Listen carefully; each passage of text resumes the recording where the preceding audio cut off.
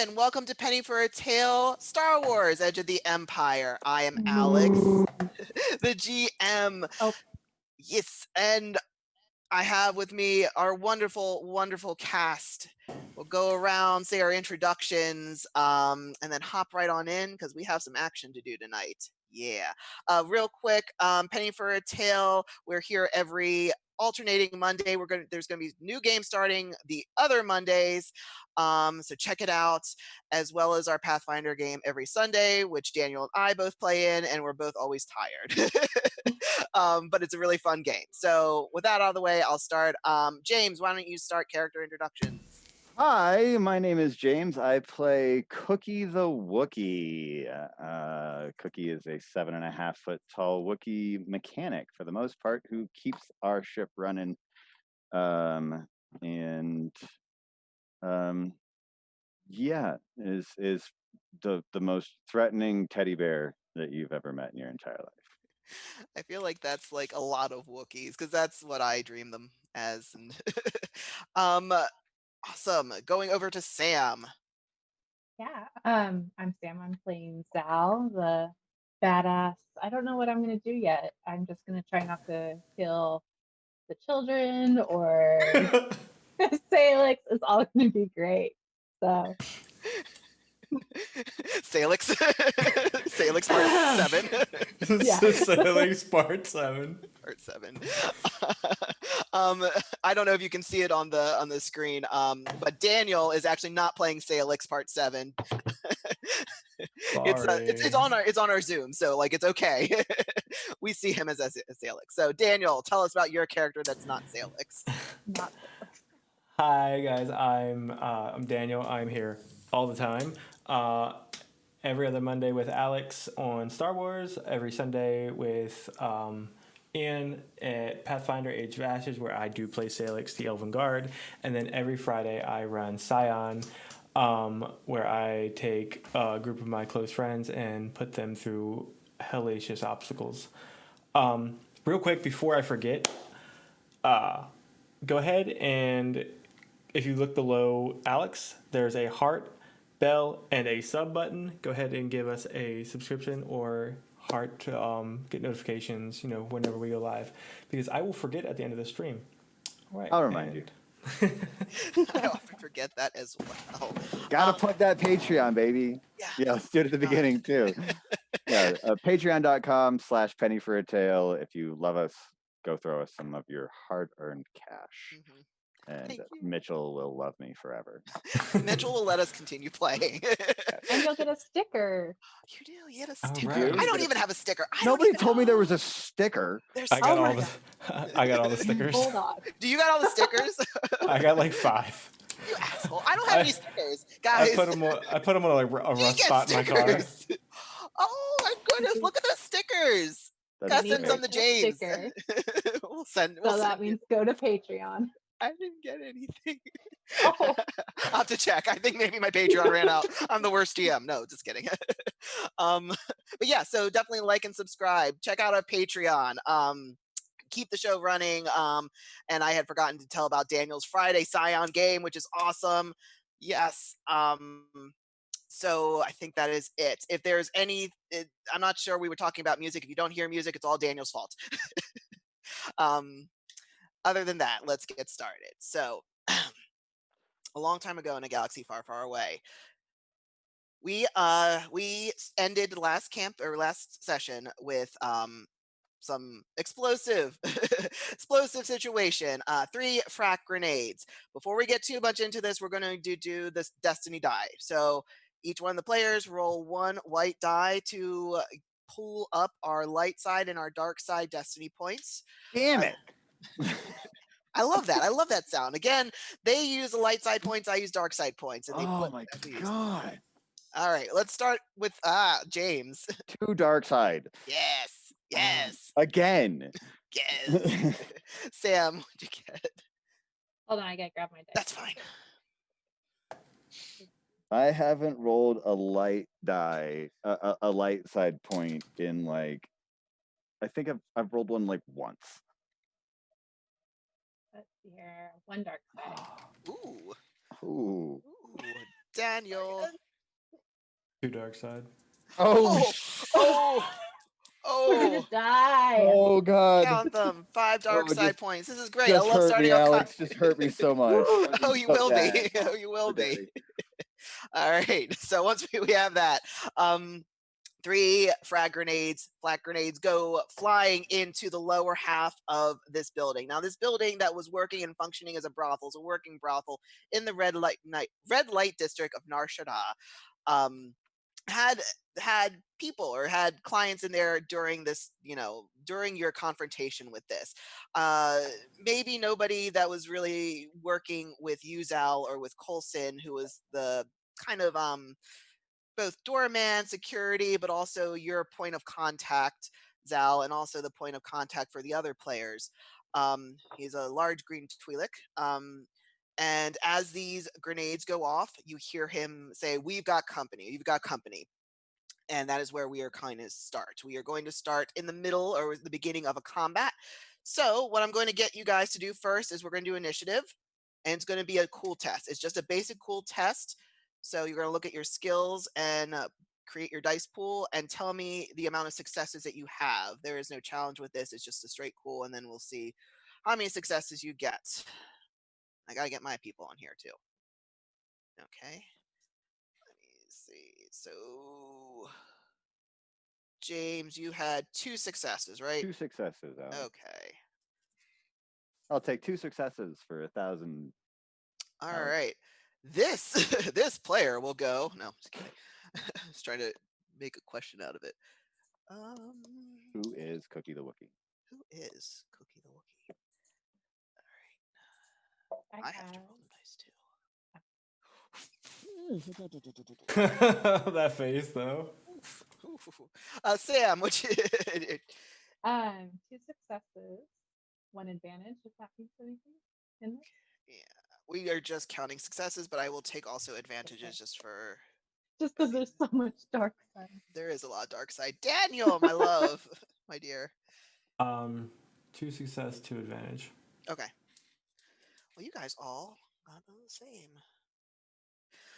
Unfortunately, the villains or the people, entities who are currently besieging your building rolled significantly higher. So they are going to go first.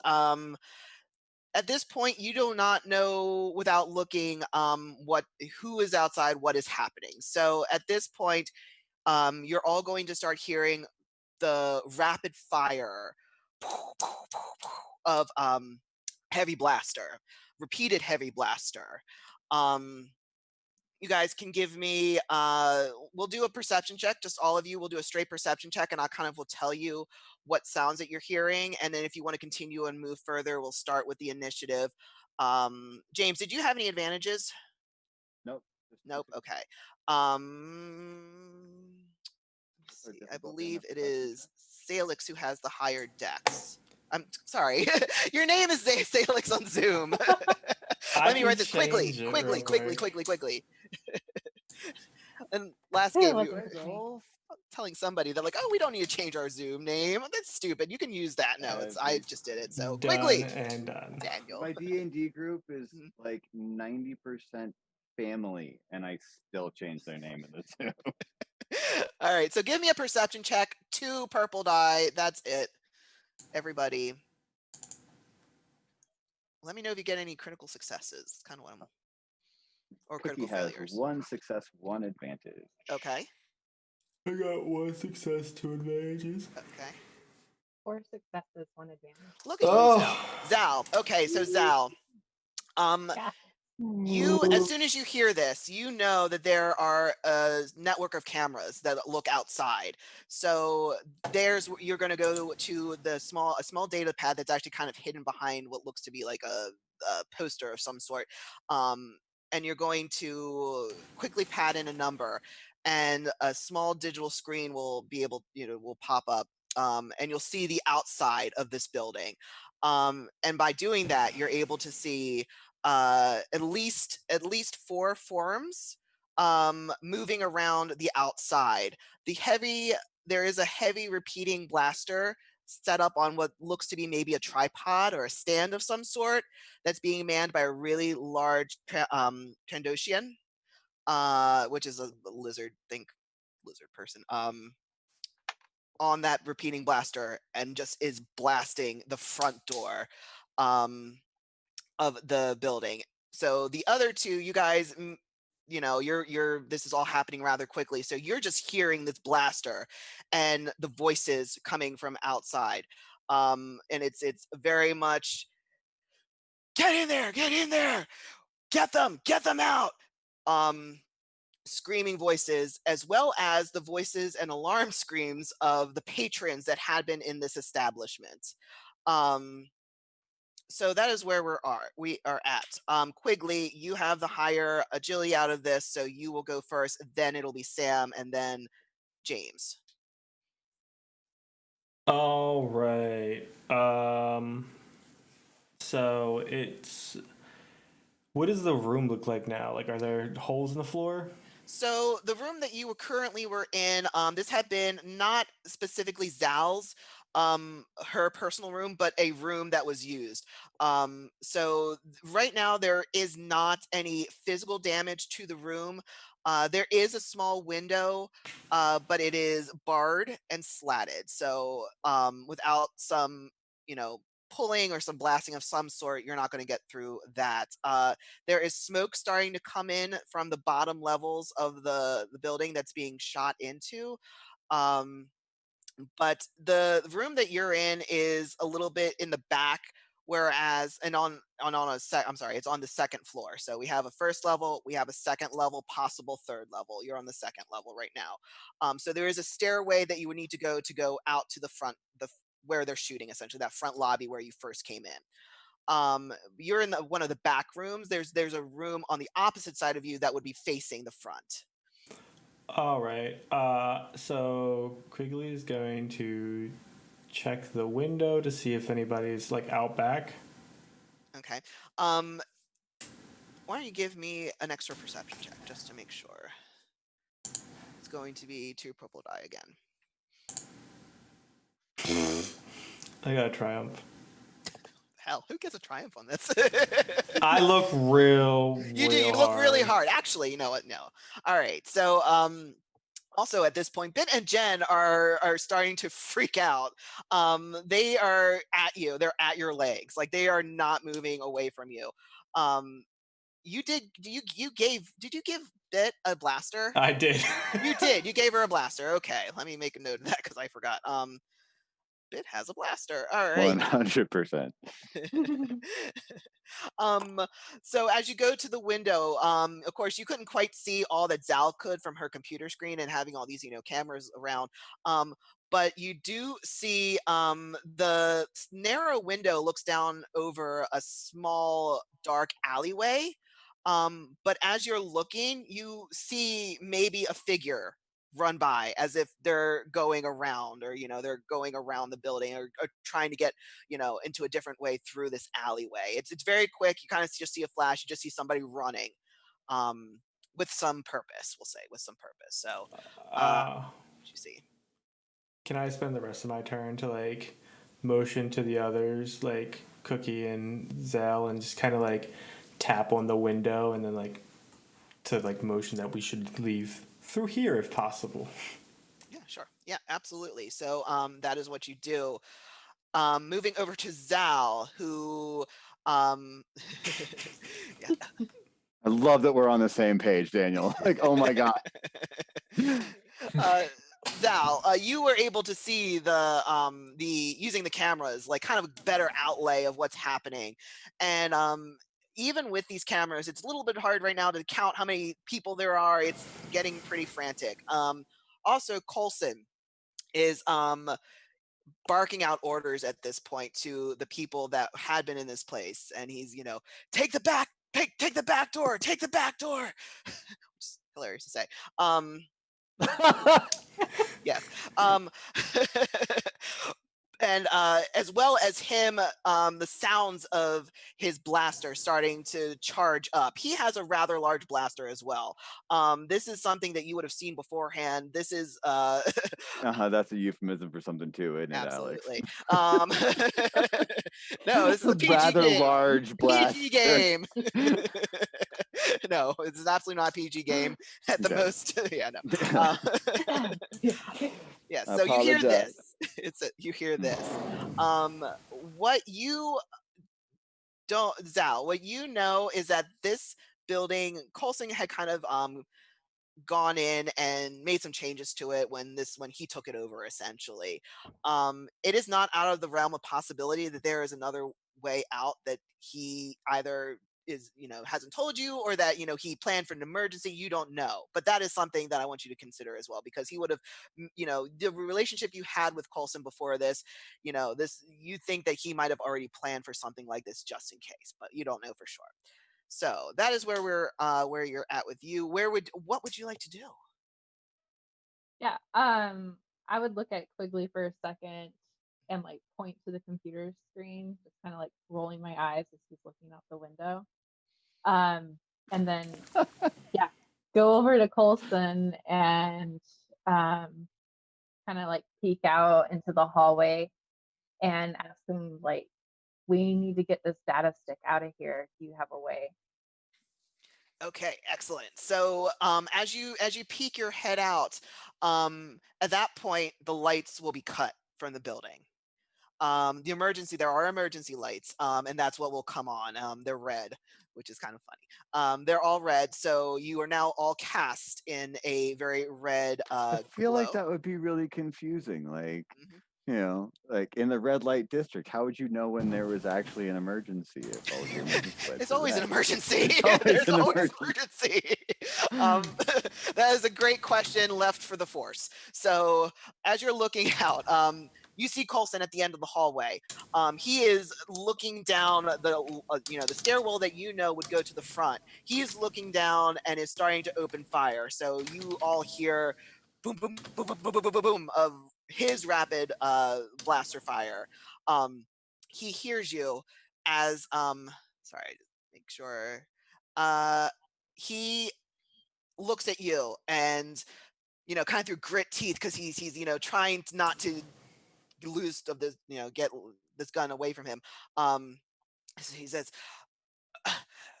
"There's a there's another way. You- we got to hold them off. We got to hold them off. We have to get down to the lower level."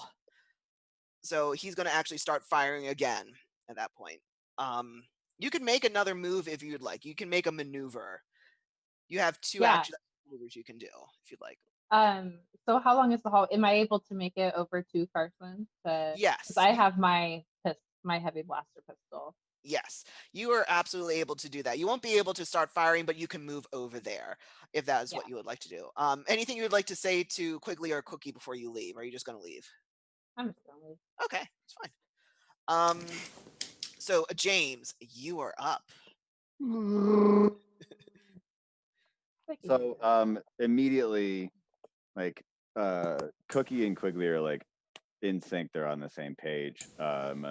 Quigley barely has time to like look out the window and see what's going on out there before Cookie walks up and rips the bars out of the window. Why don't you make me a brawl? Actually, this is gonna probably be a melee. We'll do a brawl. Brawl? No, it's gonna be a melee. We don't have a melee. Yeah, we do. We have a melee brawl. Yeah, give me a melee check. This is going to be 3 purple. It is reinforced.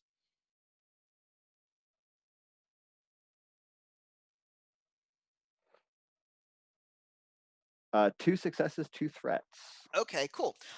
So you were able to, yeah, you really grit. You let out your Wookiee scream as you pull and wrench this metal grating off of its hinges, off of like the frame of this window.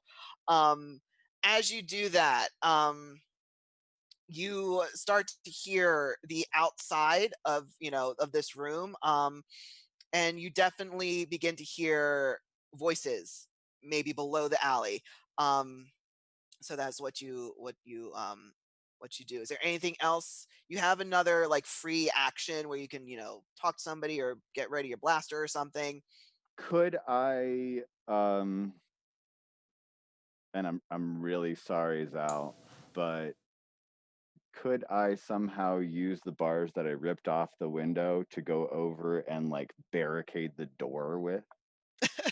I mean, absolutely, absolutely, you can try and do that. Because Mhm. Cookies, where are the kids in the situation? They are right now with Quigley. They are at his legs, kind of like holding on to. They're staying near him. Because that is Cookie's like main motivation right now is like there are guns out there and there are kids in here, and so Cookie's instinct is to give them a way out and then stop the other guys from getting in. So Cookie wants to go over and like try and barricade the door closed Yeah, you so can that they absolutely have time try to get and out. do that.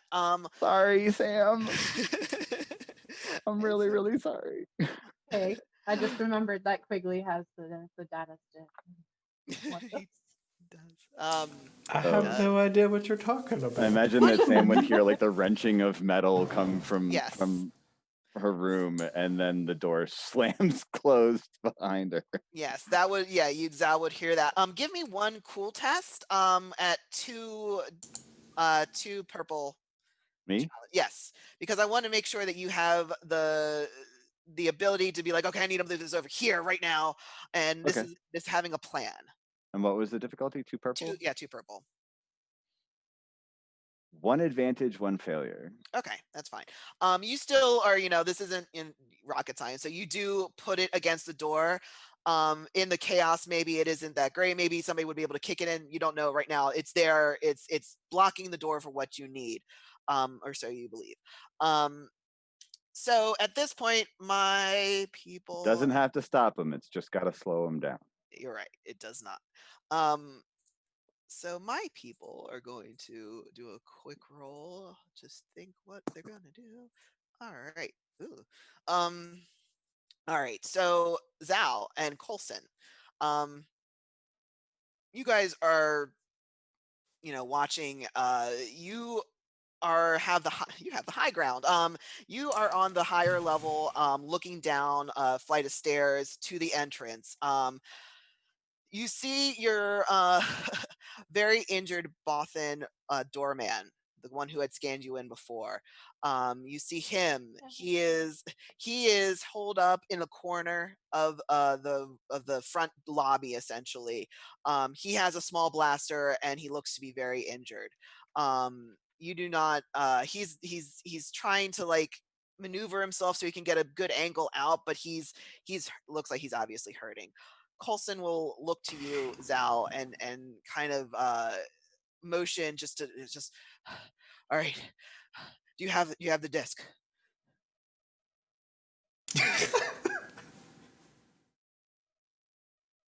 I just like look down and cuss. Like shit. He's gonna be like, damn it. All right. All right. Who has it? Um, the guy in the room, The gank. the gang. The gank. He is going to. He's at that point. There's going to be a large a barrage of fire. Give me a dodge. I want you to give me what we're gonna do. There is no dodge in this. I hate this. We're going to do. Give me an athletics because he is going to kind of push you down a little bit as more fire is coming kind of above you. It's obvious that they're trying to like arrange their blaster in a way to get up the stairs, but they're overshooting. But it is still causing things to come like crash down on you. Stuff. So it is going to be two purple and one black. Okay. One failure. One failure. Okay. All right. So as he kind of like get down, the barrage of fire will hit, and this plaster and metal bits fall on you, and it's hot, and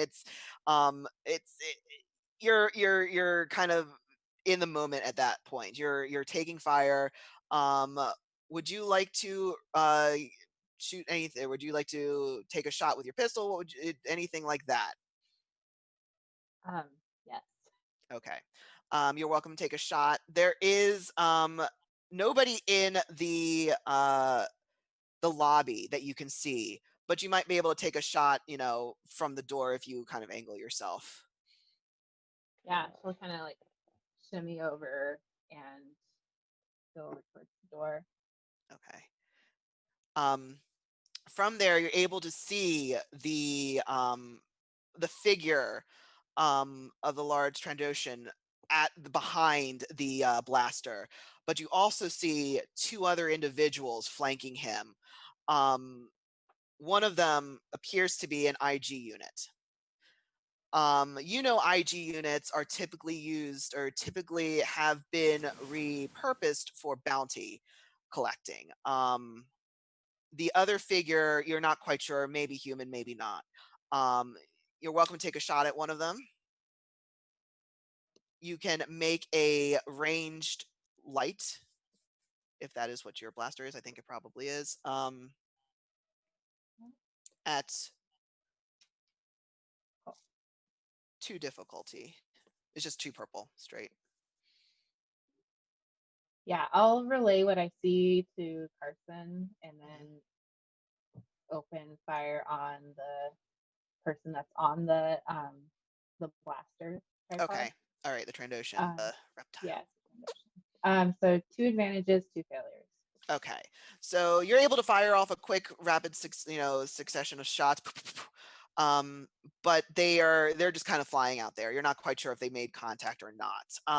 Flipping back to the room with the kids, and also a very startled Red. We have neglected that Red is Red is still here. With he has a stim pack on his leg, so it's still healing.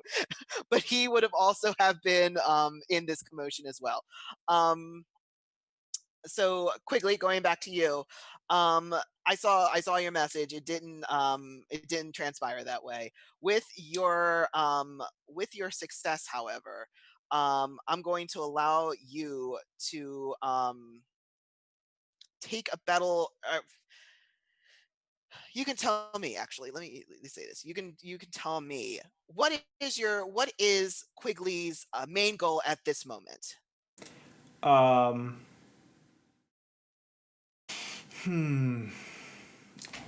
guess like his main goal at this moment is to reassure or to calm the children. Like Okay. as Cookie would have went over and ripped the window open, like Quigley would have like knelt down and like looked at him like, gonna be all right. We've been through worse. Looking at Bit, and he's like at Jen. He's like, no better time to start than now. Like, we got this. All right. And then he'll stand back up and go to, I guess, try to scan the lower alleyway that they will be jumping into. All right. As you kind of kneel down before Bit and Jen, Bit realizes that this is another moment or another instance where she has to be not a kid, and she knows this, and she knows the look in your eye, and immediately you get that sense of, I know, I'm ready. I can do this. We can do this. Which might, also comfort you in some sense that she is also ready to maybe even, help Jen through this, who is not taking it as well. So with that, you're able to, you wanted to look over into the alleyway. Mm-hmm. All right. So when Cookie ripped off the main slat, there is another small mesh like kind of curtain behind it, but that's easily pushed. You can kind of just push that, prod that. It's not as dense as those big metal bars were. You do not see the person running that you did before. There is nobody down there right now. So Bit will actually kind of go over as well and be like, "Do you want us to go down?" We'll go down together. Okay. He'll look back to Cookie and he'll be like, you grab that one. Looking at Red. And I thought you meant Jen. I was like, that one. no, like looking Yeah, at that Red, one. like That's not the one I care about. Can Cookie respond? Absolutely. So Cookie would respond, let me go down first, and you hand them down to me. And you cover me with your rifle.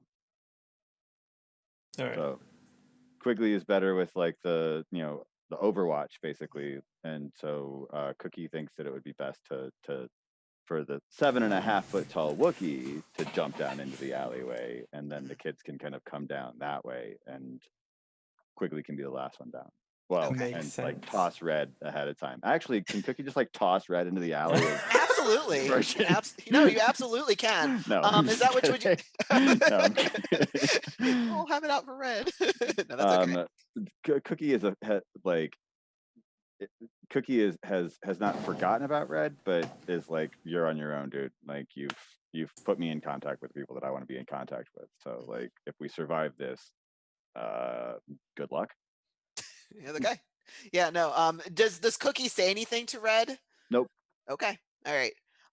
Red will get up from the bed and kind of just stand there trying to gauge what was his action. So Cookie was going to go down first. Is that, or you're going to start to try and go down? All right. Quigley. Can I like in order hop down, cock my bowcaster, and put the safety on, and then resling it? Yes. Or is that too much for like? No, you absolutely can. That's fine. I just want it to be ready to fire, but I also want to have my hands free. Understandable. Yeah, no, that's fine. And Quigley, if you're on board with this plan, would you take point at that with your long sniper rifle? Yeah, he'd cover Cookie as he's going down.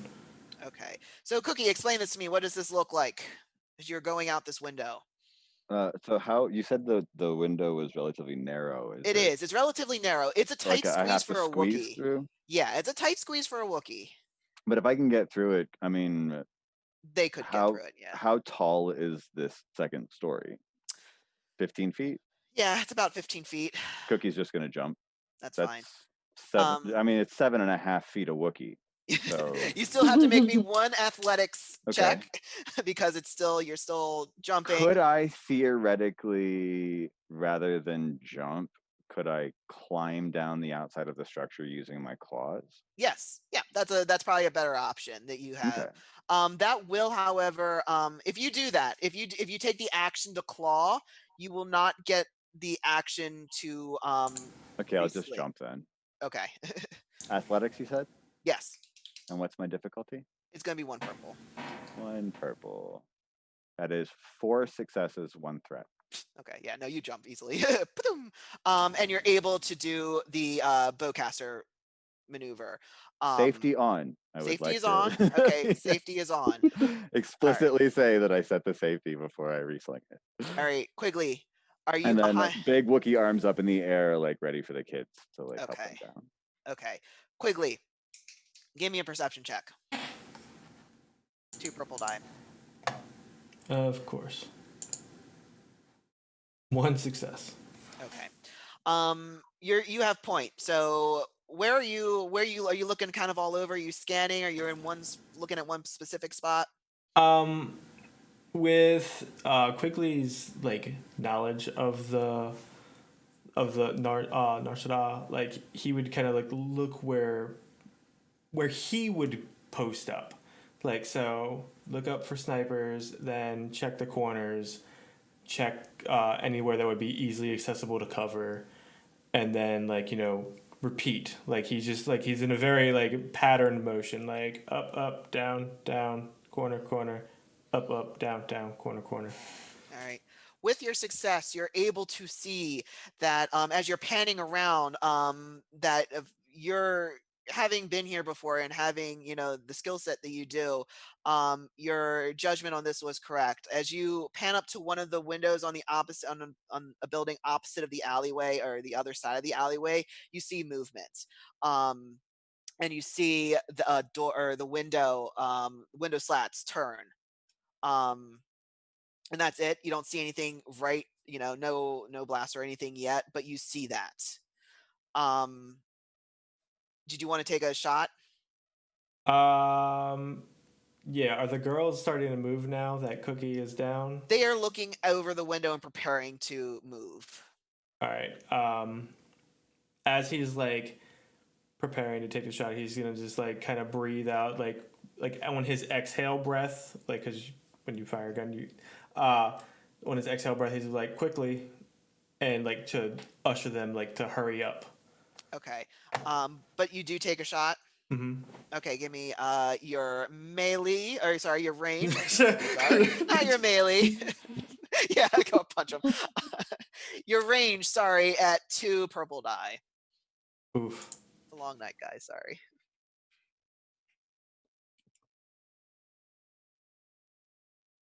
What'd you do? What'd you do? I got 3 success, 2 advantage. Okay. You certainly blast the hell out of that window. Phew.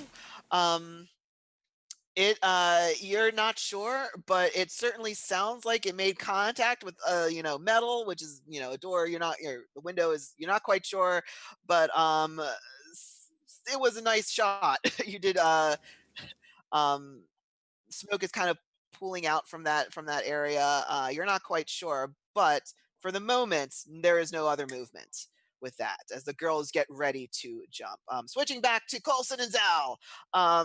Yes, Coulson and Zal. You, Coulson is you just took this shot at the heavy repeating blaster. Coulson is gonna look to you again and go, "You got to get the disc. That that could mean everything." Yeah, I'll look back towards the doorway and then ask him, will you be able to hold this down? Don't worry about me. I can hold him. Just get the disc. Yeah, so she'll stand up and she'll sprint back to the room and like look at the door and be like, what the? To see the bars there.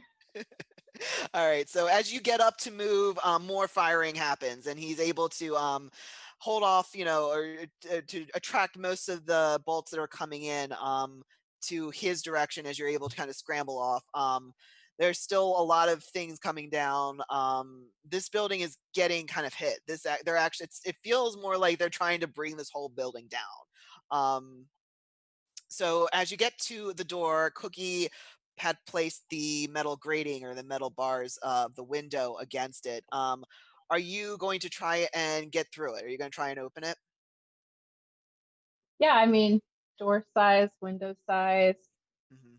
We just like go over. Yeah, you can give me. Let's see. We'll make it a brawl. Just because you're gonna like bash in the whatever obstruction Yeah. there was, you got to push through it. So it's only going to be 2 purple die.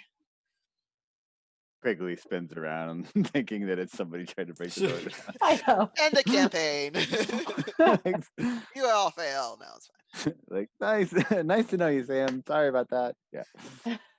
Like, see ya. Let's see our wash. Okay.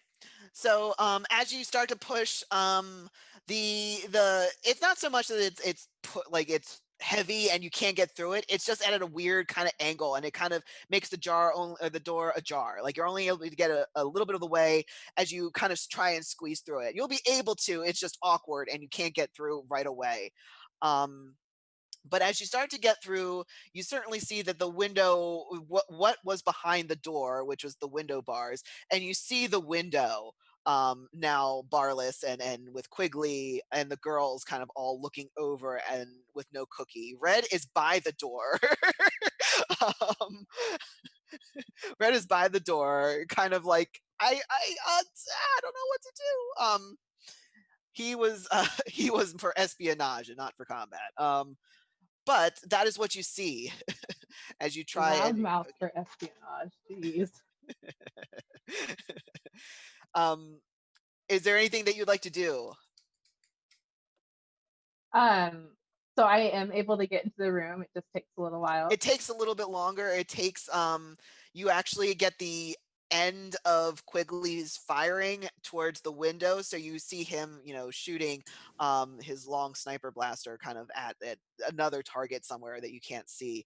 But at that point, you're kind of able to get through and get around. So yeah. Yeah, I mean, at that point, I would just go to like the other side of the window from Quigley Mhm. and tell him that there's not much time left. Like, we have to get out of here.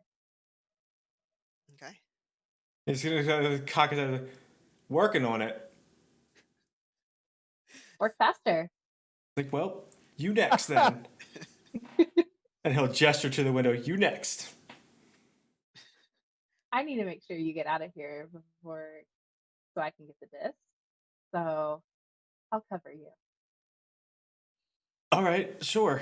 Like, so, like as one of the girls are like cresting the little hump to jump down to Cookie, like Quigley will like climb up, grab her by underneath the waist, and like it's like I'm coming down.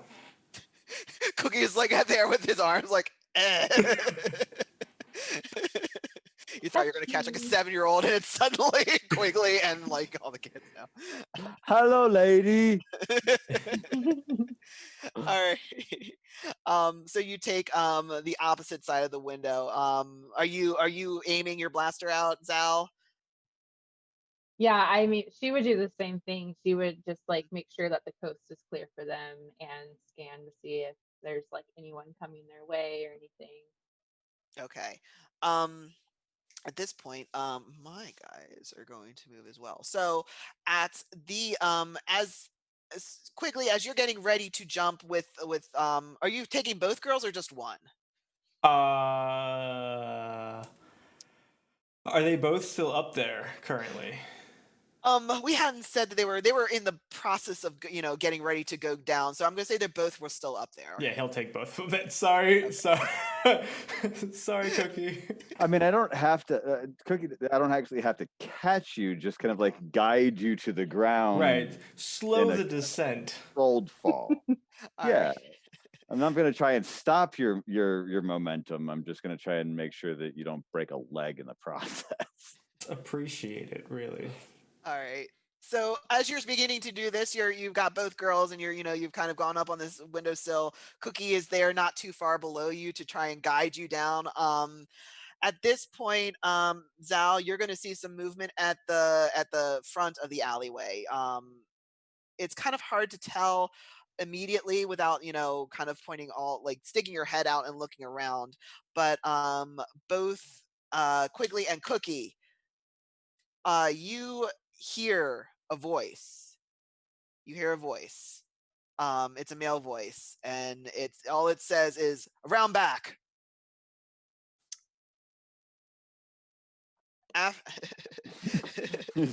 Cookie's doing the like hurry up clause. Like, come on, come on, come on.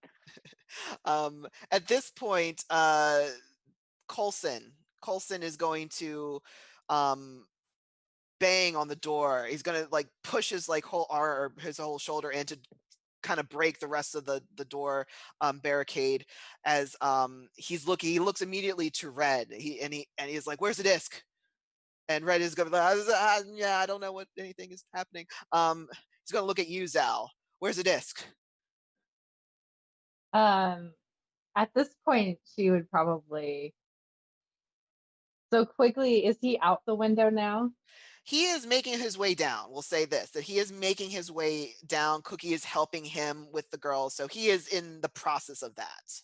Oh, I thought he was just gonna like grab the like one girl under each arm and like jump. That was what happened in my head. That's what happened in my head. Okay, well you're assisting with that. That is the process of getting them and making sure that you don't, fall on your face with two kids in your arms. Okay, that is what has like the process that's happening right now. So in the middle of it, yes. Yeah. So I guess I would try to go out the window because is it just straight down out the window or is there just like the ledge of like a awning. It's a straight shot down. There is no like little balcony. There's no little ledge. It's kind of just a metal sheer surface on the side of this building. So it's just a drop. It's just a jump. It's about 15 feet, like we had said. With Cookie, it's for a human, it's a distance. It's a jump. You don't want to take it bad. You could twist an ankle, but it's not going to like absolutely destroy you. If you, I guess it could kill you, but it's not going to. What's the height for killing somebody? It's like 7 foot. You all just need a 7 foot drop or something, like a bad 7 foot drop. If you land wrong, yeah. Yeah, exactly. It's keep that in mind.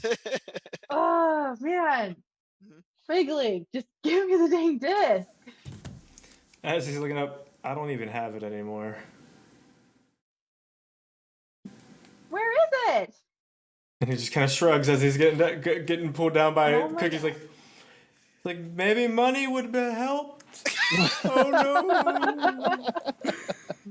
If only you had them credits. Add the credits, like and subscribe.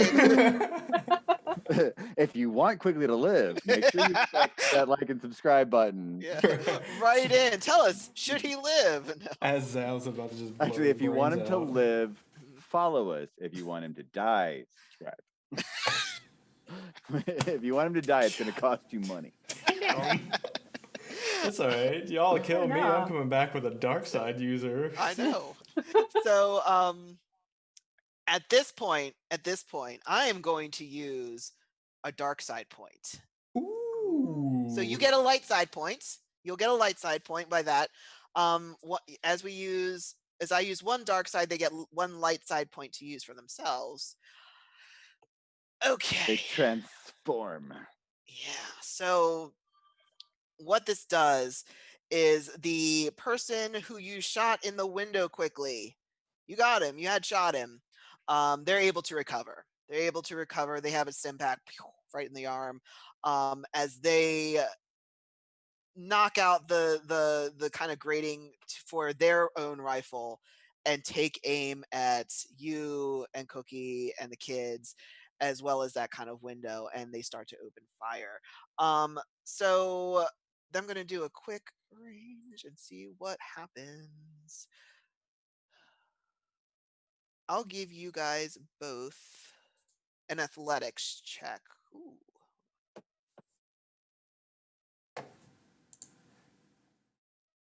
Sorry, was that me? I'm sorry, I was deciding. All right, so yeah, but no, Quigley and Cookie, give me athletics check. 2 purple, 1 black. Ooh, 2 advantages, 3 failures. Okay. Ouch. 1 advantage, 1 failure. Okay. All right, you both are hit. So what this is going to look like, Zal, you can kind of see this from your point of reference, and as soon as these shots happen, you can also return fire. This was happening as you were landing, Quigley, as you were kind of just finally landed. The girls are there. You looking at Cookie. Cookie is looking down at the girls to make sure they're okay. That is when these shots start to come down, a little bit off guard. But you feel it more so in your arm, your kind of shoulder, the back of your shoulder. It gets hit for I'm sorry, guys. 8 points of damage, 8 points of wound damage. Remember to do your soaks. And Cookie, same with you. As you're looking down, you feel the red hot blaster kind of go over your shoulders. And Cookie's like immediate reaction is to like cover the kids with their Very own noble. body. Yeah. Like Cookie has kind of gone into like mama bear mode where it's like keeping these kids safe is really like first priority. Yeah, and that's pretty good. That's good because the firing is coming at a rather heavy succession. It looks, Quigley, you kind of know by looking that this gun is probably similar to yours. It's a sniper, but this person is just popping them off 1, 2, pew, pew, pew. Which is good. That's not a heavy repeating rifle because that would have been like what's taking out the front door. But this is still they've got an advantage of height. Zal, as this is happening, you can see it. Welcome to take a shot, but Coulson is going to kind of move up to the window where you are, and he is going to look at you and say, "Get down there, get the disc. I'll got you covered." Yeah, she won't even question that. She'll go Phil, down. no. Sorry. I love Clark Gregg. I apologize. All right. So, are you going to take Coulson's advice or head down there as well, or are you going to stay up there? No, she'll head down. If he gave kind of an order, she'll go down. Yeah. Okay. Why don't you give me an athletics check as well, because this is going to be a jump, and Cookie is getting shot currently. I almost stepped on the Wookiee. It's gonna be 2 purple die. Wow.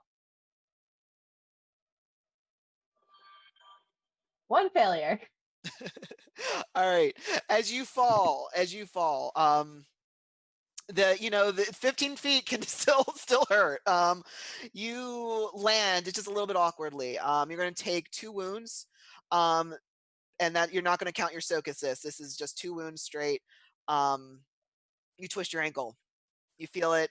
It crunches a little bit. This is going to make things my teeth. running. So you get down there. All right.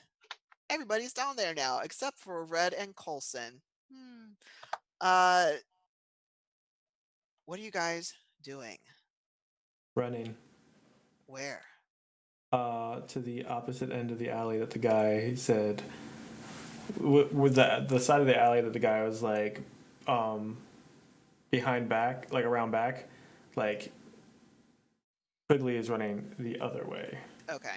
All right. Further into the alley, essentially. Further into the network of alleyways. Because he was kind of at the beginning, or he out front in the main street where probably they had, set up the other stuff as well. That's fine. All right. So you're going to start running. Cookie, Zal. What kind of condition is Zal in? You say that she just got injured? Her ankle Yes. may have Yeah. broken? So Zal's not going to be able to run. Not that she wouldn't be able to. It might impede her. We'll say that.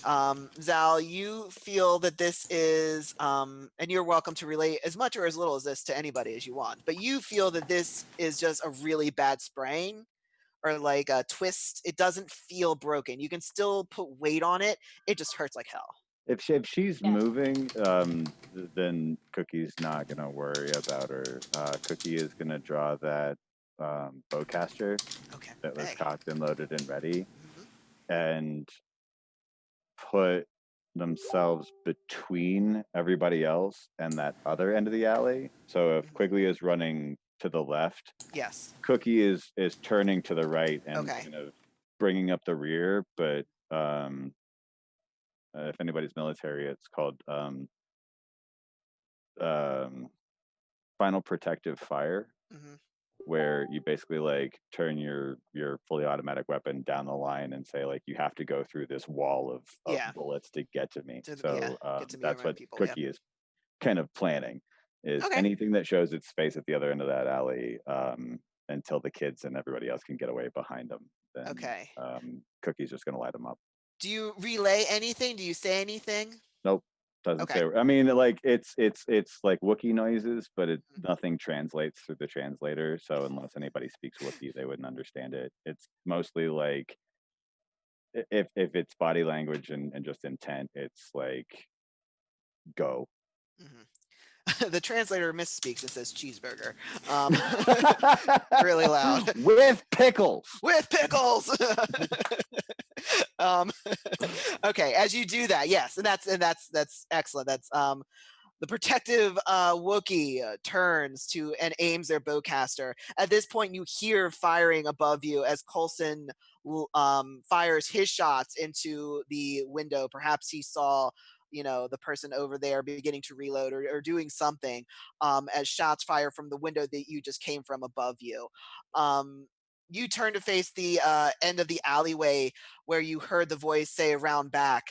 And as you do that, you do see a figure rounding the corner with a blaster, and you get first shot at it because you have established that. So why don't you make me your ranged attack? I forget if the bowcaster is light or heavy. It is heavy. Okay. Oh, that's awesome. The score is the same in either, though. Yes, The bowcaster does have knockdown it as a does. special Yes. trait. Yeah. What's my difficulty? It's going to be 2, just 2 purple die. 2 purple. That is 1 threat, unfortunately. Ooh, okay. Can Any success? Nope, just the 1 threat. And I Okay. guess I would have had to say use that that light die before I rolled, right? I'll let you do it now. I'll let you have done that. So what does that do? If everybody else is okay with that, can I use that light die that we've got? Yep. So can I say that the bowcaster like jams and I have to like clear the round before I actually take the shot? That's fine. Yep. So is that okay if I roll that again? Yes. All right. So that's heavy ranged, 2 purple, and that is 2 successes. Excellent. Okay, cool. So in that momentary lapse where it looked like maybe things were going to not go so great for you, That actually happened to me when I was really, you were in service. testing out in my my M16 test. Like Yeah. my rifle jammed halfway through it. And I was like, I crap. I I still passed. I was so bad at shooting when I had to do my like M16 stuff. I was like really, really, really bad at it, and I always felt bad for like the person that was instructing me. I was like, "I'm sorry," and they're like, "Don't cry." I'm like, "I'm sorry." I'm There's no 14. crying at baseball. That's the story for another time. All right. So yes, in this moment of darkness where you think your bowcaster is jammed, you are seeing this person rounding this corner, their blaster already up and beginning to take aim. You're able to, by whether the force, luck, or just pure ingenuity, you're able to get this thing going and you're able to fire. The bowcaster is really freaking powerful, by the way. I looked this up. Love my bowcaster. Yeah. Bowcaster So does 10 damage. it does. It does 10 damage, which is insane, and it has the knockback feature, which is what happens. I think they come around. I think this person has like from the vantage point where they come around expecting to see like maybe a person, and then suddenly they're confronted with a Wookiee and a bowcaster, and they're just like, "Oh like shit!" kneeling, the Wookiee is still like 5 feet tall. They are, yeah. And actually, Cookie, you see their face. This is a human male. This is just a regular human male. You just see the wide-eyed look as they get kind of pushed back from this round that you fire at them with your bowcaster. Just dead center Yeah. mass, Yep. middle of the chest. You might see a little bit of an explosion, maybe of some sort of deflection or something mechanical that would have been used as defense of some sort blow away. Like it's just gone. Like that, whatever defense that they had was probably blown to smithereens as you fire that lucky shot. All right. So, Zal, your ankle hurts. Yes. I hate to interrupt, Alex, but do we have a mod in the chat room that can silence some messages? We've got some spammers. Yeah, hold on. So Zal, your leg, your ankle, it hurts. It hurts pretty bad. You have just taken, a little bit of damage. Cookie has right now taken point and is firing at a person, coming from the hallway. I'm sorry, from the alleyway. What are you doing? Yeah. So she would probably be following behind Quigley, kind of limping along if she's able to. And she has her blaster up aiming in front of Quigley since he has both the girls as he's running. Right? Or are they running with you? He still has them under his arms right now. Yeah, so she's going to make sure that in front of him is clear, just kind of trying to push through it as much as she can. Hopefully the adrenaline could kind of do it, but her aim probably isn't going to be as steady. Okay, sorry, I was taking care of that. I'm trying to get you guys. Did Nightbot get it? Do you know? Not that I noticed, but I'm handling it. bothering anybody cool. else, then don't worry about it. Okay. Daniel's on it. Awesome, Daniel. Thank you. Everybody, thank you. All right. So I'm really sorry. I kind of missed that. You said you You're fine. moved? Yeah, she's gonna move and try and follow after Quigley and kind of make sure that in front of him is Mhm. okay since he has both girls under his arms, Yeah. and just Mhm. kind of grit her teeth. Hope the adrenaline can kind of push through it and not put as much weight on that leg as she kind of like limps along. Excellent. Yes. So you're able to do that. You are slowed. This is painful. You're actually going to take 1 point of strain. We haven't worked too much with strain, and I wanted to kind of bring Oh it up yeah, in this scenario because it is important.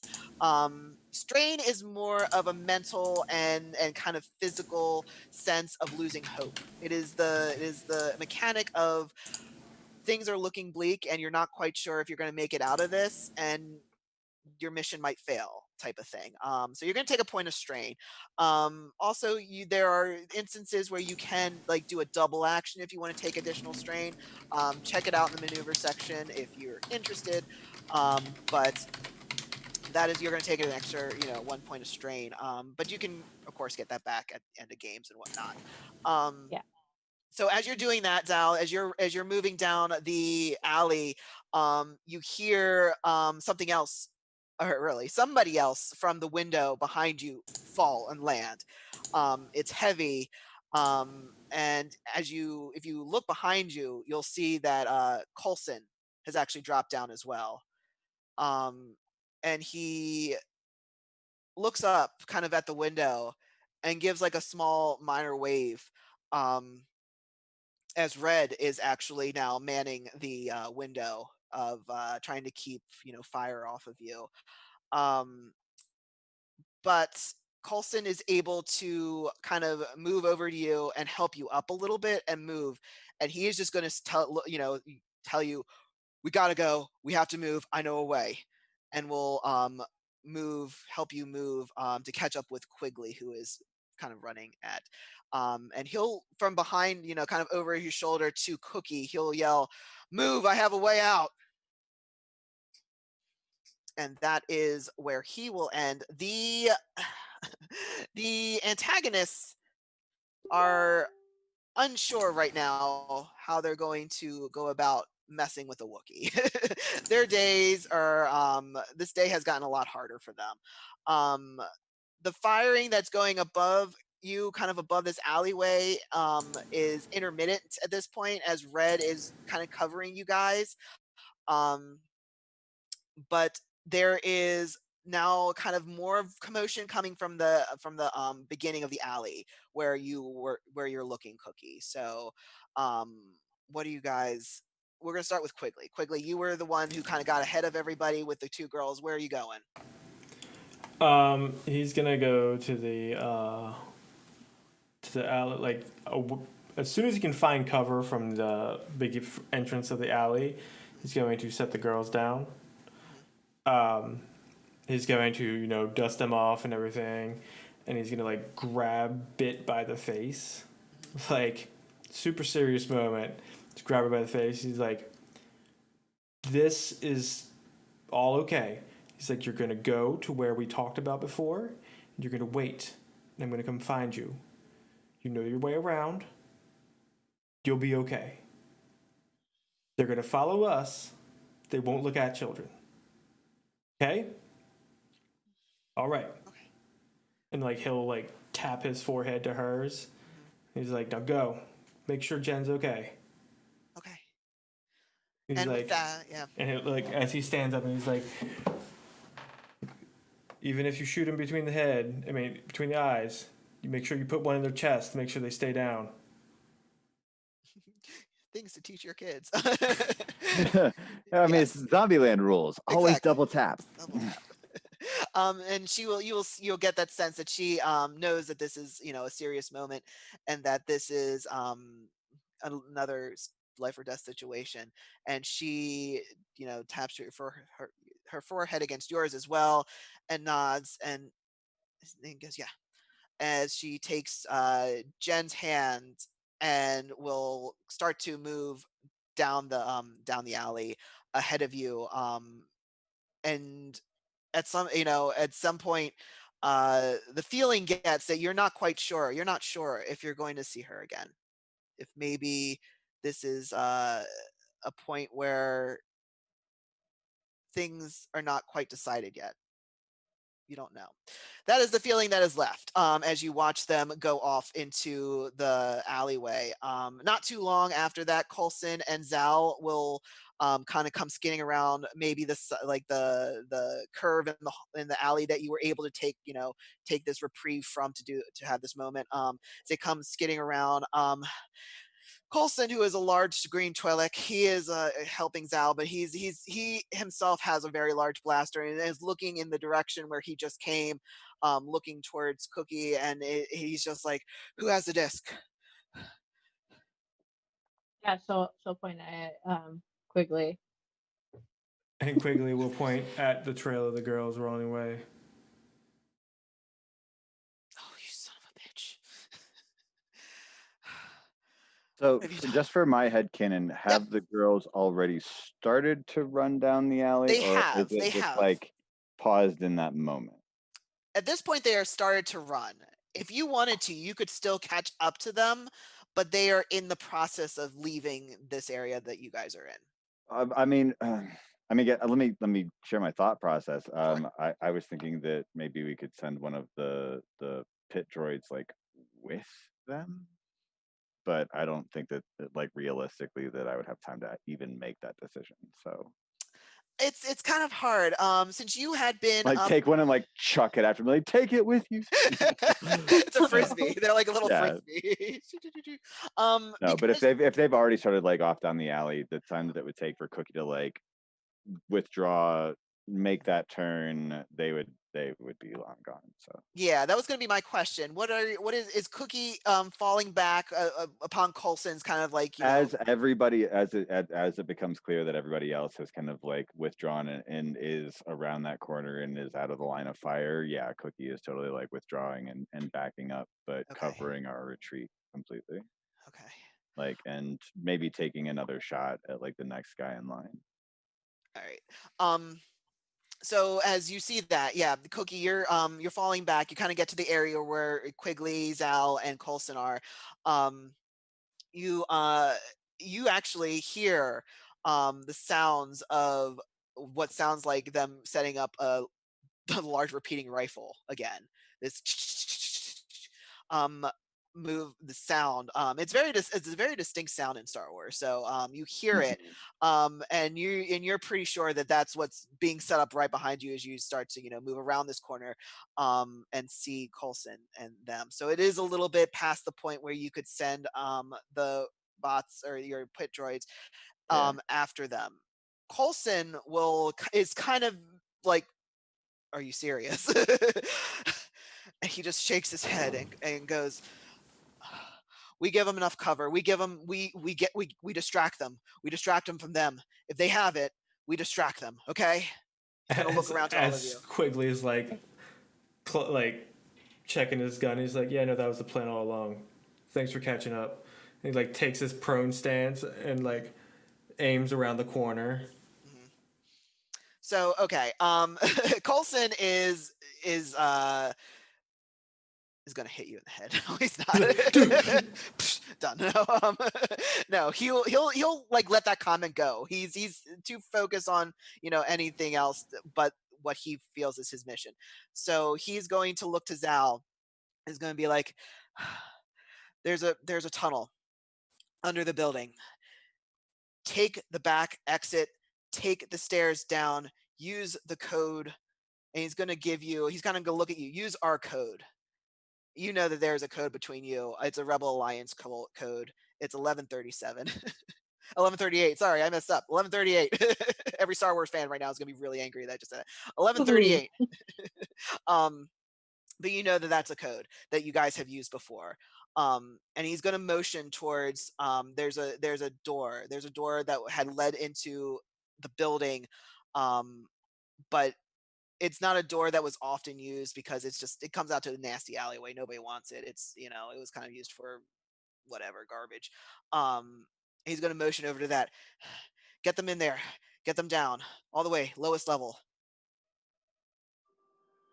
Yeah, she'll look at Quigley and actually ask, "Where are you sending those kids?" There's a safe house on the north side. They'll know where to go. It's good that you know. Okay. Um, Yeah. So you Quigley has taken point. Cookie, are you aiming your bowcaster as well? Cookie has kind of taken rear guard, and so is kind of keeping an eye on our retreat and letting the conversation happen kind of behind them. Okay. So kind of keeping one ear on what's happening between, Rad and Coulson and Quigley, but all of the senses are focused on the other end of the alley with that shot just like ready to go. Anybody turns that corner, they're gonna let loose, and may very well start like tossing the lighter members of the group in the direction that they need to be going. It's like less talking, more moving. Chatting time.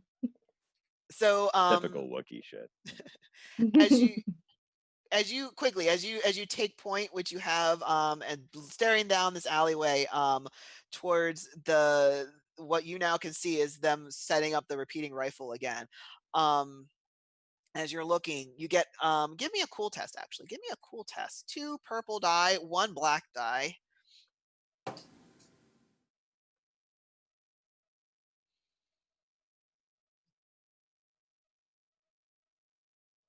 One threat. All right. So as you're looking down, looking at this large repeater rifle, you see this Trandoshan,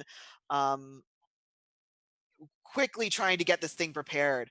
But as they're doing that, suddenly the IG unit, or that Zal had seen. You have not seen this IG unit yet. An IG unit kind of picks up its foot and puts it on the repeating blaster and kicks it down, knocks it out, and says, "You are too slow."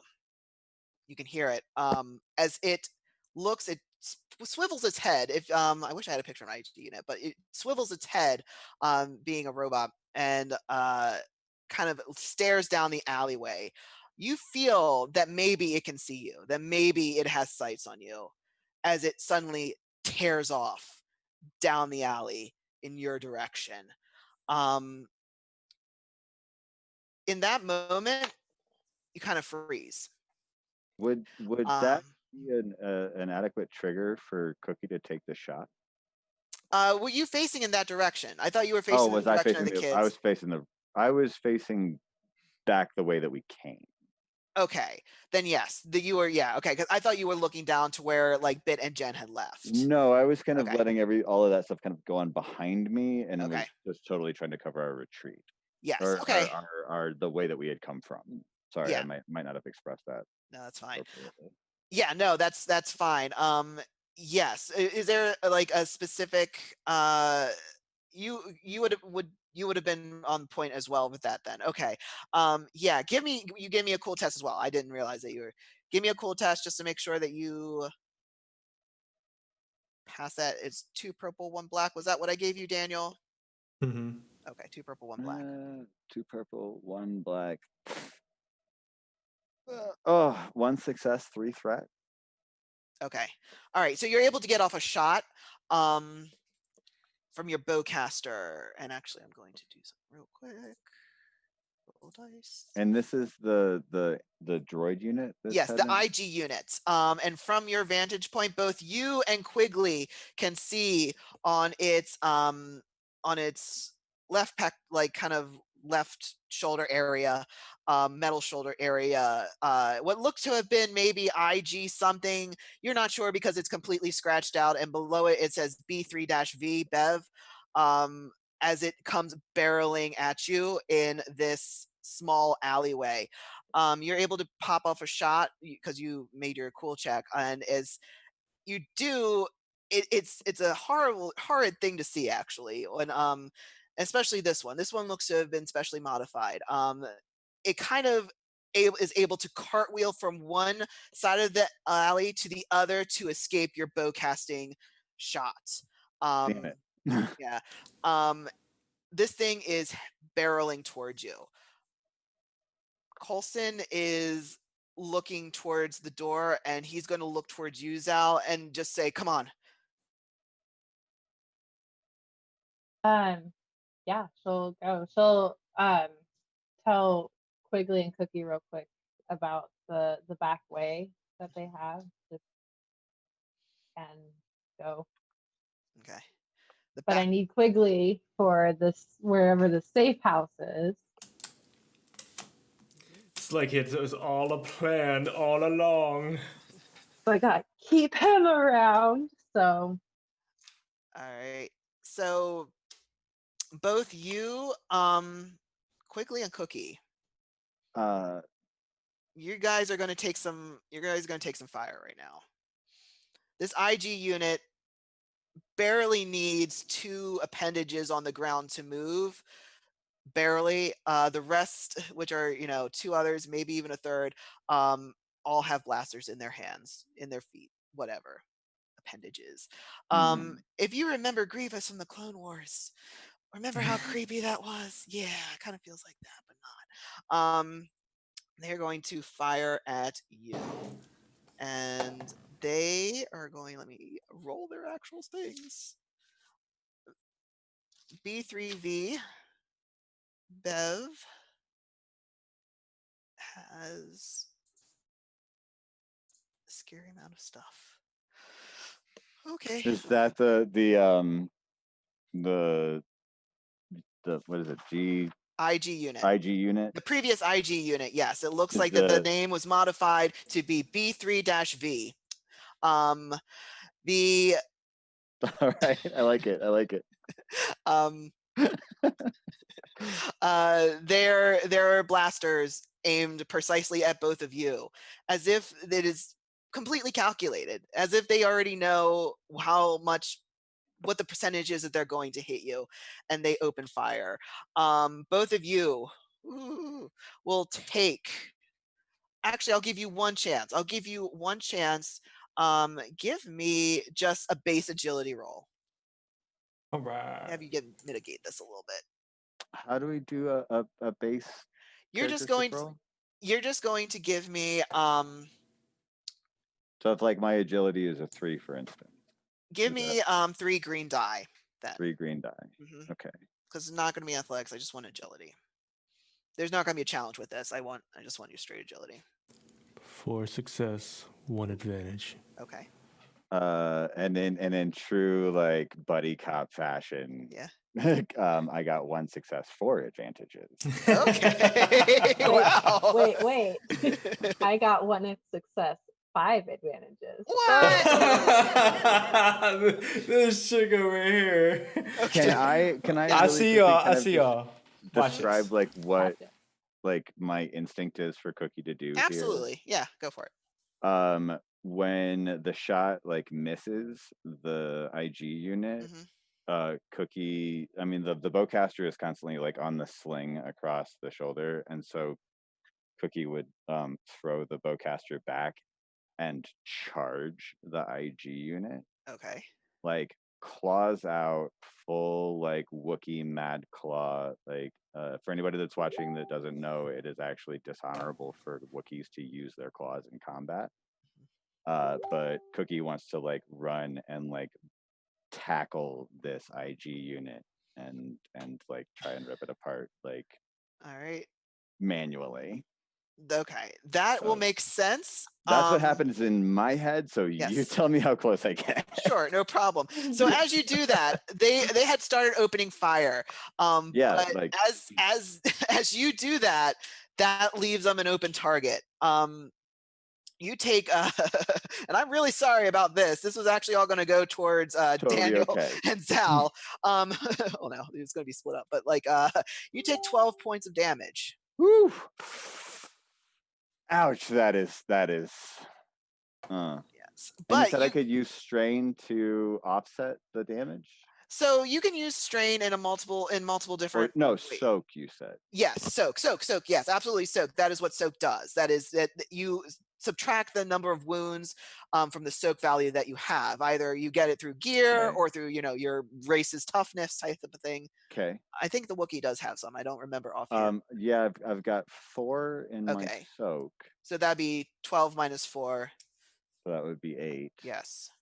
Do math here, right? I'm sorry, I didn't write down earlier when I got hit with those blaster bolts earlier. I believe they were 10, 8 or I don't remember now at this point. Was it Okay, 8? I think it was 8. Well, stick with 8. So it's that 4 minus 8, so 4.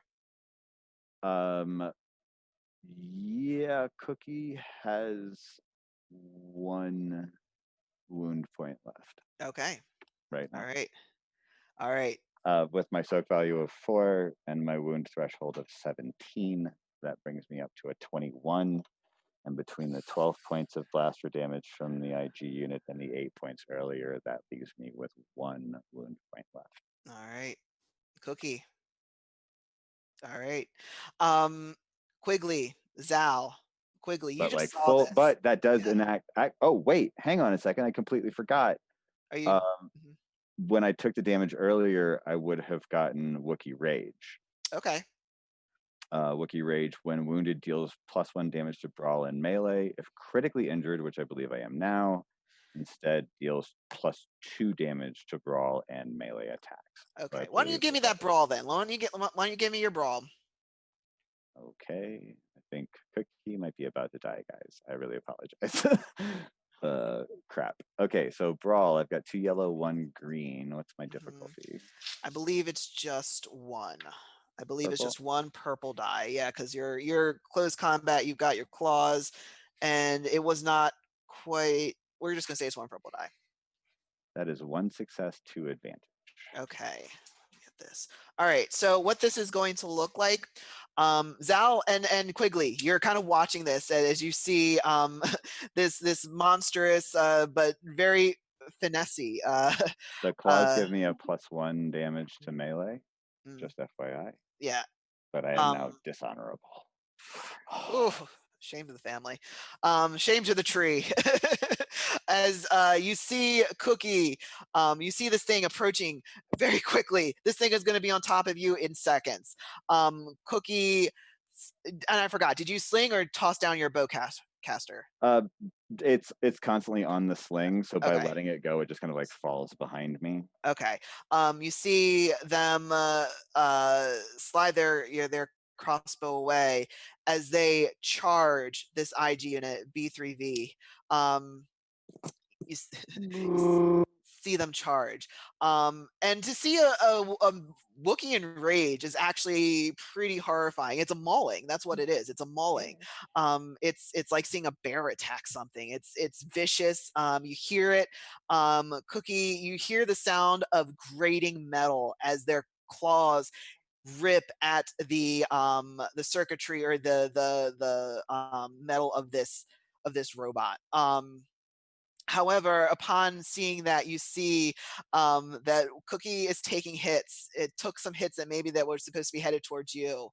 What do you guys do? So as Cookie goes head on with this droid, just ripping it apart, Quigley is going to try to focus on the person with the heavy repeater at the other end, take a breath, and pace himself, and aim for the head. Okay. Give me your shot. Give me your range. I keep saying melee for range. Give me your shot. What's that drug that snipers take to like calm their handshakes? He just have like a in the neck. It's 2 purple die. It's 2 purple die. All right. So I am using my special. What does your special do? What does your talent do? I guess this is your talent. Yeah, it's one of the talents. Okay. Make a non-thrown range attack may increase the maximum range of his up to. Sorry, the sniper shot. It allows me to ignore cover. Okay. All right, that's fine. I'll take that into account with it. But doot.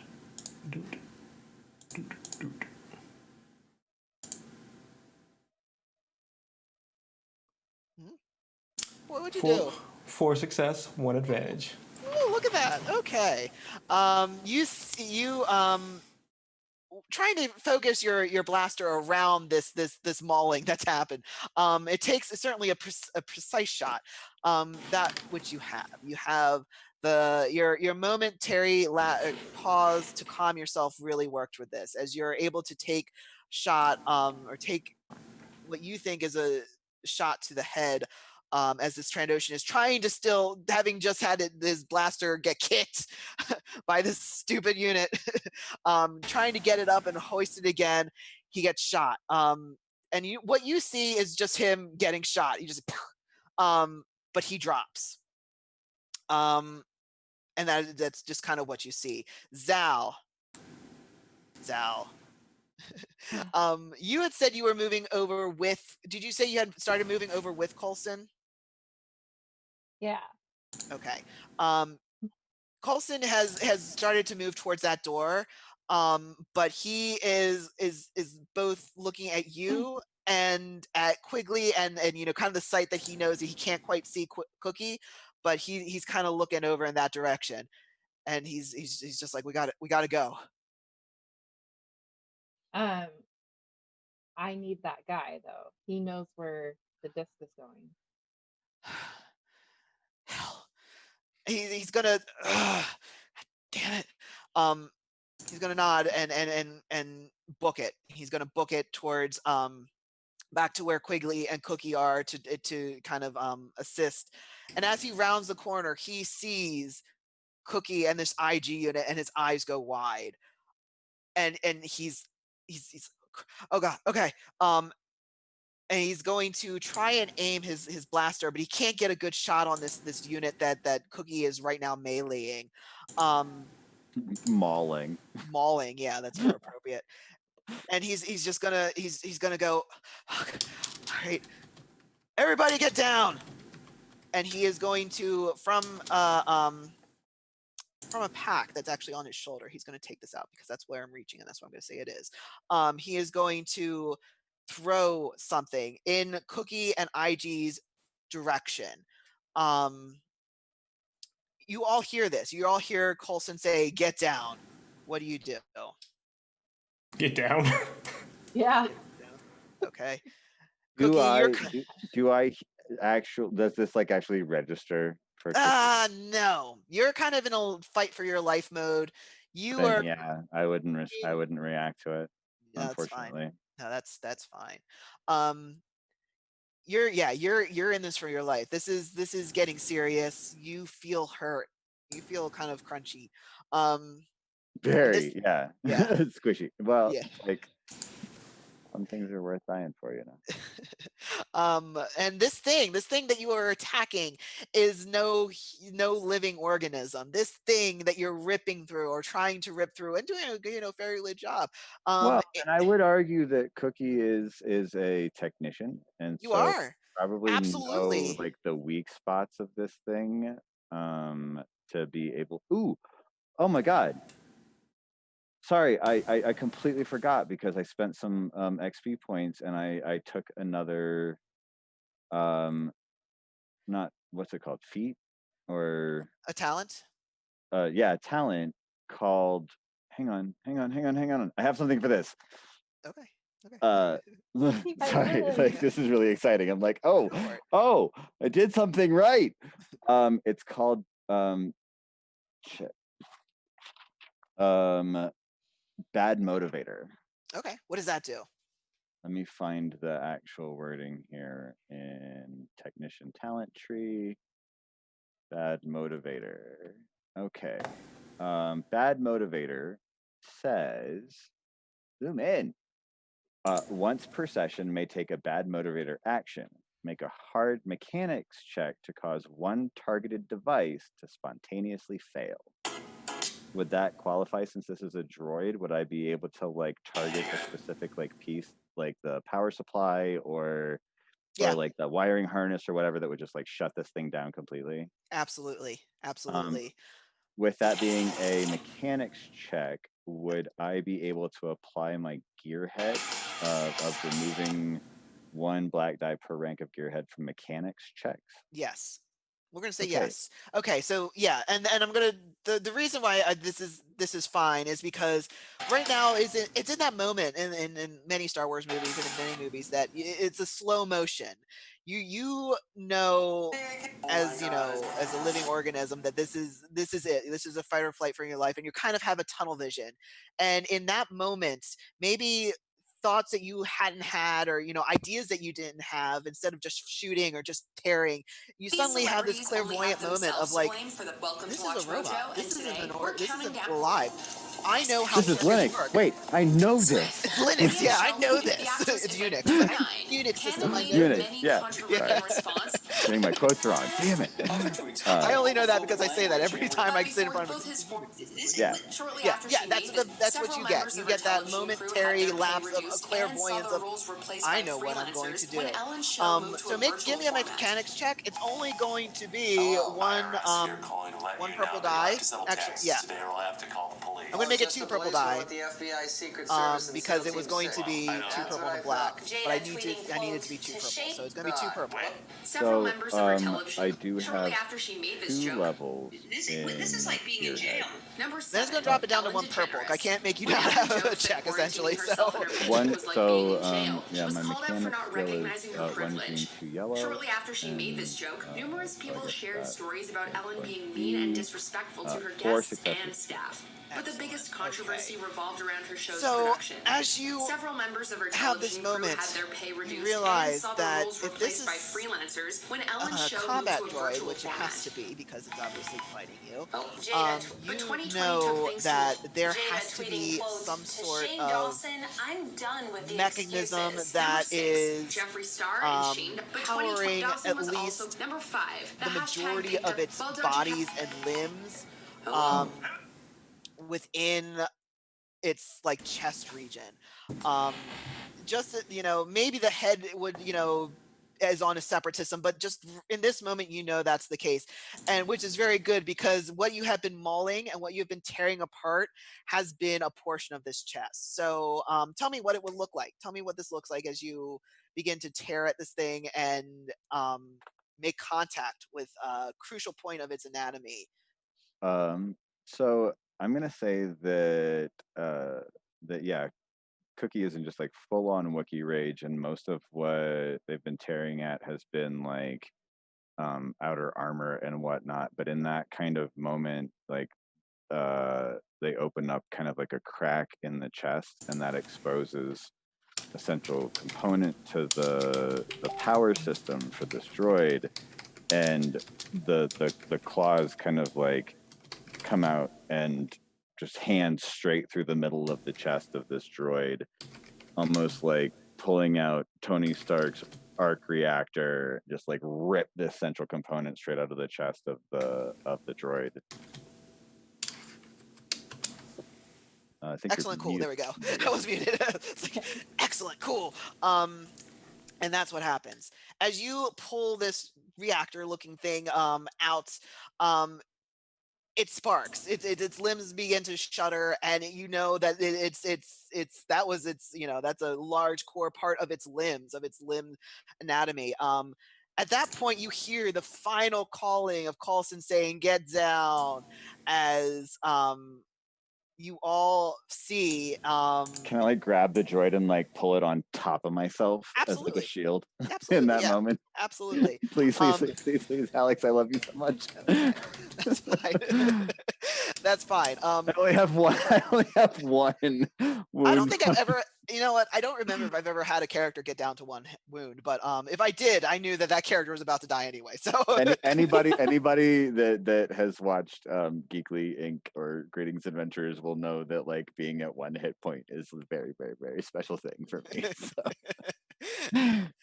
Well, you're able to pull Bev over and use them as a kind of a shield as you hear Coulson's last, get down order, and then you see a rather large bright flash. Whereas a normal thermal or frag grenade would detonate and explode and create shrapnel and all this doesn't do that. This is actually a little bit different. This emits what looks to be a fine silvery powder, not silvery, but glowing powder almost, as it explodes.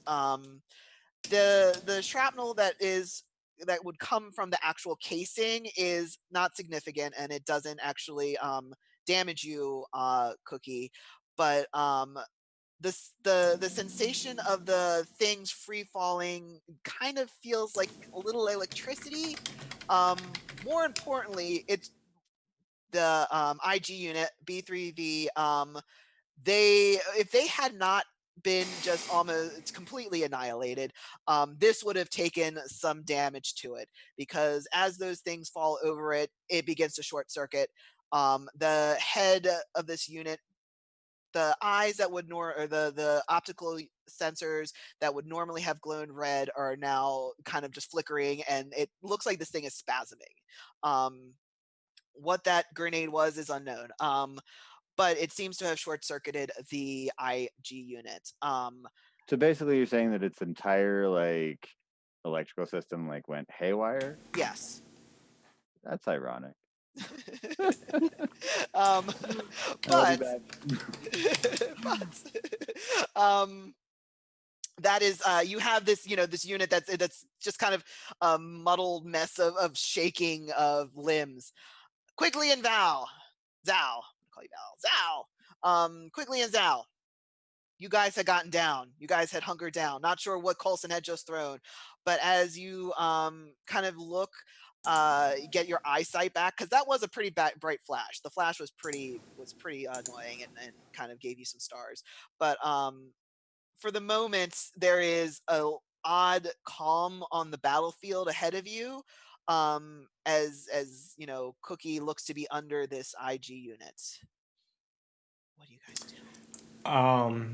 So Quigley is immediately going to run up to where Cookie was and kind of like push the IG unit off and just kind of start pulling on him quietly, like not like loudly. They're like, "Oh, we need to go!" Like he's just trying to like push it to the side and like, "Come on!" Like trying to pull him up and with him. Okay. Can I act in that moment? I'm sorry, I didn't hear that. I was just gonna say, could I go with him, or are we? Yeah. You can move at this point. You can do that, Zal. Oh, if we have to drag Cookie, I was gonna go help drag her, stab her with a stim pack if I could. You could. Would that be? I mean I'm down to that one wound point. Like I'm still like up and ambulatory and like able to move, right? You are. Although if Zal, you can absolutely give them a stem pack. Let me see. Cookie takes like one last kind of second to lick the face of the fallen droid, almost like in a gesture of like respect for a fallen enemy, and then kind of like stumbles off towards where everybody else was going, into the bunker or wherever it was. As you do that, as somebody who has just I'm literally just like clinging to Quigley and following wherever Quigley is, trying to like lead Cookie. That's as you actually take that moment to kind of say goodbye to the fallen unit. You actually, it's not surprising that you would have done that, because this unit was definitely modified. definitely modified by someone who is a pretty good mechanic too. That this was probably some a specialty unit made that, IG units of course are made for combat, but this one had extra care. Um, B3V is certainly somebody's pride and joy. Uh, taking a lot of time to build them up. So, yeah, Zal, do you give them a stem pack? Do you give Cookie a stem pack? Yeah. I was trying to look up how much exactly that is. So, on your character sheet, does it say how much it Yeah. returns? Oh, that's excellent because 4. that was 4. Okay. Mhm. All right. So you get 4 wounds back. Quigley, who has how many stim packs? I'm not going to say. I have a lot. You are not obligated to use any of them. I mean, he would like wait until they're out of the line of fire before he like just stabs one into Cookie's thigh. And Or Cookie just is, like is an not repeatedly like stab. Just Cookie is not Yeah. participating in this process at all. Like Okay. Cookie doesn't like take the stim pack and use it. It's like if they're gonna give Cookie a stim pack, they're gonna have to use it on Cookie. Yeah. It's like Yeah. Cookie's in like that kind of post combat, like just total haze. There's Yeah. nobody home right now. Yeah. In fact, you're going to take 2 strain from that. Then Okay, cool. yeah, again, this is not it's not it's a mental and physical strain on your soul. Like, or if you feel that you just got your ass kicked and this is not a good point. This is a dark point. You're not sure what's happening. But you do get 8 total wounds back from the 2 stim packs used by Zhao, and Quigley. Coulson is up and is assisting and is helping as well. And he's talking and he's, there's a way out. There's a way we can get where did you he's going to look to you, Quigley. It's going to be like, where did you send them? to a safe house. Where? Let's get out of here, and I will take you there. Fine.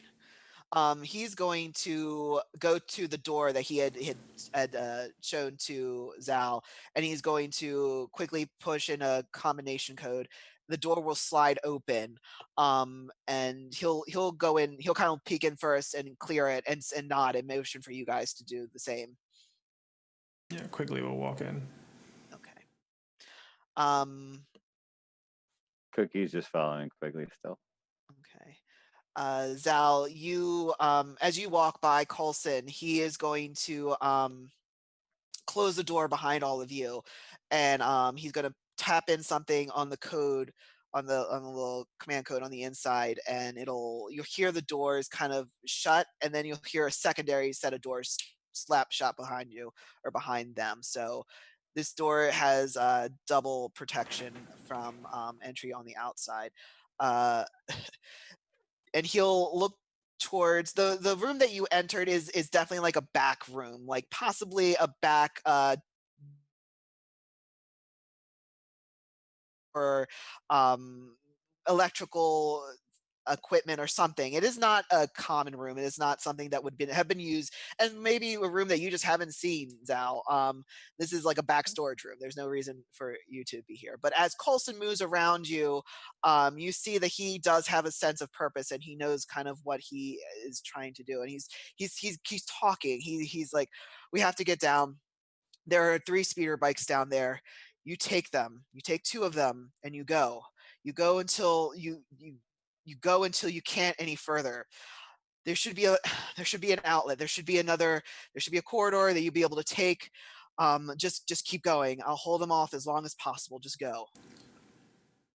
And he'll open a hatch. There's actually a hatch on the floor, and he'll open it, and he'll motion for you guys to go down.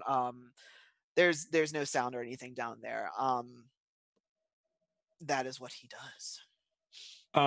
Yeah, without even taking a second thought, Quigley would drop down there, look for the speeder bikes before looking back up to see if anybody else is coming with him.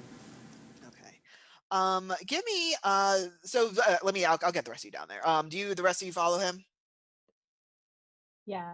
First I would like clasp on the like Colson's forearm and just like kind of look at him for a moment. This is probably won't see you again. Like won't exchange any words, but just like that reassuring squeeze before she goes and jumps down too.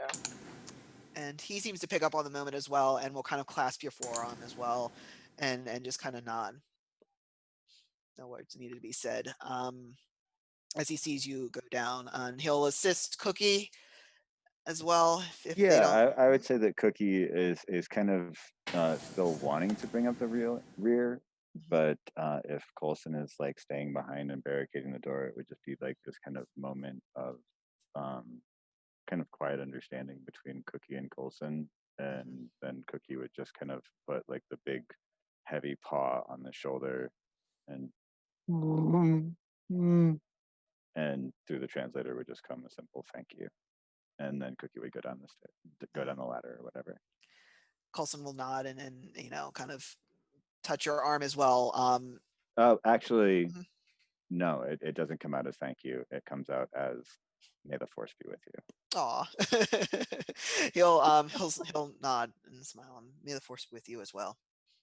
As you descend, and as you descend, you all hear the sound above you, way above you. Maybe several stories up, rumbling, as if maybe there was a small explosion or something.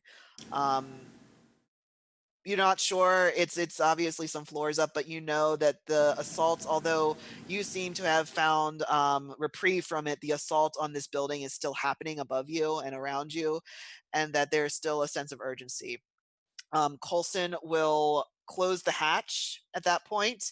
And as you all descend the ladder stairs, you get to a very open area actually, but it's all underground. This is actually below the street of Narshada, just one level down. But as you move forward, it's cement and metal for the most part. But as you move forward, Quigley, since you were the first one down here, as you move forward, you see the kind of the depths open up. It's almost like a large piping system. Obviously, for Narshada, this would possibly be a sewer, but it's big. Cowabunga, dude. Sorry, yeah. I apologize. Ignore me. No turtles here. That game was really hard. The piping system is bigger than you would imagine for a sewer. Even for this large of a city, for this cosmopolitan cityscape, this is a large piping for this. It almost, to use a real life example, this almost looks like the Hadron Collider, or like a large tunnel of some sort. But it is not, something that you can stand around and look at and kind of ponder. There are 3 speeder bikes tied up, or actually parked. They're not tied up. They're parked at the end of this small kind of ramp, on the pipe of these the large sewer lines. The lighting isn't that great down here either. It's dark, but the swoop bikes, which is what we're using, these are swoop bikes. They have their own light, kind of headlight on them. So you have that. What do you guys do? Quigley will make sure that Zal and Cookie are still coming, and he'll go, he'll be on the bike ready to go, but he'll wait for them to come, like, to make sure that there's no, like, last minute heroics. Like, I'm going to go up there. He'll be like, no, I'm about to shoot you in the leg and put you over the top of this, and we're all going to go on together. I'm sorry, I've completely forgotten what happened to Red. Oh, he's dead. Okay. I must have He is missed not that. with you. We left him at the brothel. He was gave you some cover. He gave you some cover, but my only question is, like, there's 3 large size humanoids and 2 very small size humanoids. So who is taking the kids? The kids are gone. Yeah, the kids ran How off. did I miss that? The kids left. I'm sorry, I completely forgot they ran off in a separate direction. Like, no, that's okay. I'm so like engaged in like what you're saying. I'm like, wait, no. Oh, hang on. All right, never mind. I apologize. Ignore me Quigley, completely. no, it's okay. My God. Quigley told them to meet them told Yeah. Bill The to meet safe them in their house. safe place. Yeah, Oh my and God. she knows where that is, and I'm glad that Daniel told us all because I'm just Bit like, secretly didn't know where that was. I'm just like listening. I'm like, what's happening next? Like, I'm not part of the game. I apologize. Neither am I, and I'm the GM. Welcome. Like, wait, what happened to the kids? I'm like, oh, shit, I apologize. All right. All right. So yes, do you all get on to the swoop bikes, the speeder bikes? Yes. God help Did me. Colson only tell us to take 2 though? He did. He said to take 2, but you can take 3. It's up to you guys. So I would think that maybe as far as like weight distribution goes, that maybe in like Zal and Quigley could pair up on one, and then the Wookiee could take the other. You could take 3. Unless Zal wants to take the third one. No, I mean, she'll look at Cookie and ask if she's okay to even drive right now. Oh yeah, absolutely. I'm fine. I could pilot this Cool. thing with my eyes closed and one eye missing. Well, let's not do that. Actually, in response to the question, like Cookie just kind of gives like the flat stare, like I'm not even going to dignify that with a response, and just goes over and gets on one of the speeder bikes. Fine. Yeah. Sal will go over to the bike that Quigley is on and like kind of like give the thumb, be like, I'm driving. You could by all cover means. us or something. By all means. I kept it warm for you. Excellent. So, Zal, you are on one swoop bike with Quigley in back, and Cookie, you have taken your own bike, and probably a good call because of weight redistribution. Can I do a little baby mini retcon and just say that Cookie didn't realize that the kids weren't with them because of all the damage and the maulings and the like just confusion and stuff, so that I can save a little face with that one. No, yeah, that's fine. No, that's fine. Cookie's like, wait, where are the kids? There was a moment there where you did not know, and they had to clue you in, and you're like, "That's a horrible idea. Why'd you do that?" Okay. I agree. Horrible idea. I don't know. Quigley has his own parenting style, and I respect that. I respect Quigley's parenting style. I would not respect that parenting style. It's very much of here's a gun. Good luck. Weird. In a gunfight, you're like, go run that Here's way. a We don't know where blaster. any of these guys are.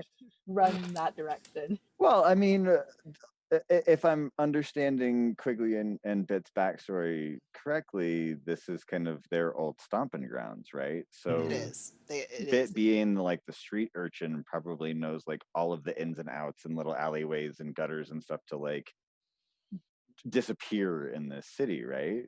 Yeah, they used to that was yeah. They had a little comforting. They had little cons and everything they did, and they did their little parts here, and then they got in a little bit too much trouble, and they ran away. But like player knowledge and character knowledge, like Cookie has no idea of that. She's like, no, what have you done? And Bit is like certified to take care of herself, like even on the sheet, like she's good. She's legit. All right, cool. So you guys are on the bikes. You start them up. They start up fine. There's nothing wrong with these bikes. They look like, maybe they're obviously secondhand. They're not brand new. They've been down here for maybe a while, but they're working, and that's all that you need them to do. So I'm gonna have this kind of done. I'm gonna make you make a piloting check a couple times. It's gonna be planetary. Unless you have another role or something that you would like to argue and use for that, but it's going to be piloting planetary. It's going to be right now. It's only going to be 2 purple, and that's just to go. That's just to stay on this thing, go along this long kind of trench-like pipe in the dark or relative dark. So it's going to be, yep, 2 purple die, planetary piloting. If you're driving this, you'll need to make this roll. If you're not, give me a athletics check at 1 purple, Daniel, if since you're riding. Actually, hold off on your roll because I want to see what Zal gets. If she gets, if she fails at something, it's going to be harder to hold on. So hold off on your roll. Yeah, I got 3 successes, 2 advantages. Excellent. Cookie got 3 advantages. Okay, cool. So Cookie, it's a little bit. This wasn't made for a Wookiee. The weight redistribution system. It's like riding a motorcycle where you have to kind of get your own balance to go, and you got to figure out the gears. And It's like as a grown up trying to ride like a little kid's bike. Yeah. It's like it's harder to balance. I saw this image of a Wookiee like on a tricycle. Center of gravity. Yeah, me too. The center of gravity is just like way too high. Yeah, absolutely. Yeah, so that's kind of your struggle a little bit with it, but you definitely know mechanics, so you're able to stay on. It's not an issue. I was trying to figure out something that I could do, like a mechanics to like, work it ahead of time, but like no. Yeah, it's kind of too just late basic. now. We're trying to go, and it's on its way. And Zal, you're able to masterfully maneuver this thing.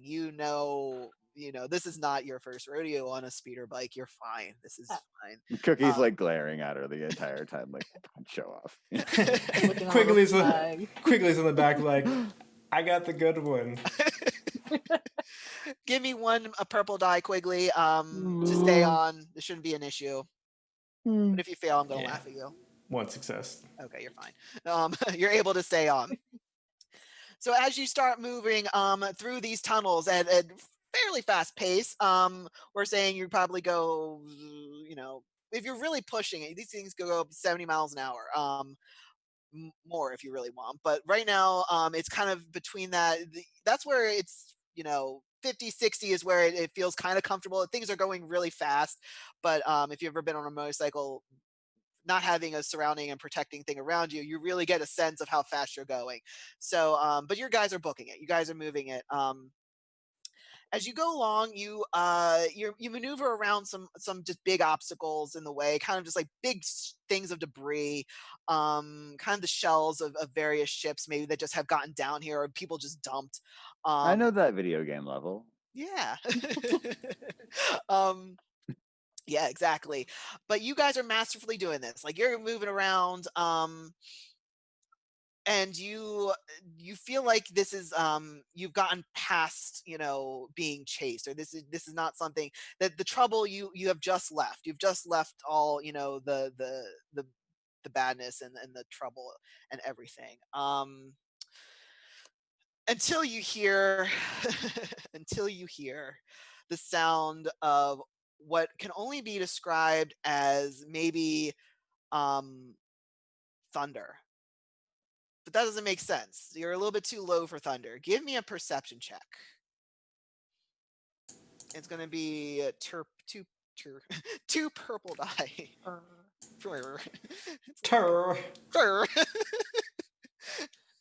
Shut up. Don't make fun of your GM. I got 3 success. 1 threat. Okay. Sure. 2 successes, 3 advantages. How much? Sorry, Sam. Oh, sorry. 2 successes, 3 advantages. Okay. So that was perception, yeah? Yes, perception. With 2 purple. Mm-hmm. 2 successes, 1 triumph, 3 threats. Ooh, I like that triumph. Okay. So you all notice this, but the camera's going to focus kind of in on Cookie. All right, Cookie. I'm going to give you what you hear and the sensation, and you tell me how Cookie reacts. So, okay. You're a little bit ahead, maybe, or you're just a little bit distant from Zal and Quigley. And as you're kind of getting the hang of this bike and getting your weight situated on it, you're moving around. You notice that there are lights kind of on the between what looks to be the ceiling and the top of this this large tube, and it flickers. And as you're going, you see the next one kind of flicker, and you notice that all the other lights are starting to flicker, and you hear the sound. What I said, it sounded like thunder, but it's not. It sounds like a really big engine. It sounds like maybe a couple really big engines. In your experience, you can't think of anything right now that that would make this sound like another speeder. You're thinking of a speeder bike, and you can't think of anything that of a speeder bike with that loud a modification that would need. This sounds like a large exhaust engine, maybe two, maybe three. And you're kind of the only one that really has a sense of what this could be. As you look down towards the ground, these thing, you're zooming by, you start seeing up ahead, maybe the wreckage of a ship just kind of start to jitter and start to shake and fall. It's not from your speeder bikes. Okay. I need everybody to give me a cool roll. And as Cookie, you get it first. It kind of dawns on you first. This whole setup, this whole pipe system as you're moving, this is not, this isn't a sewer. Oh, This isn't a sewer.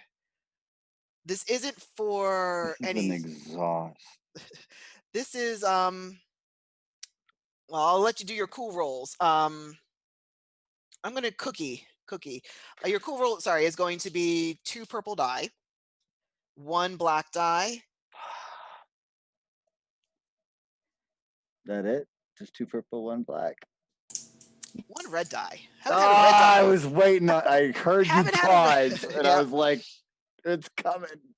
Let's do a red die. This is I am not that cool, Alex. I know, neither am I.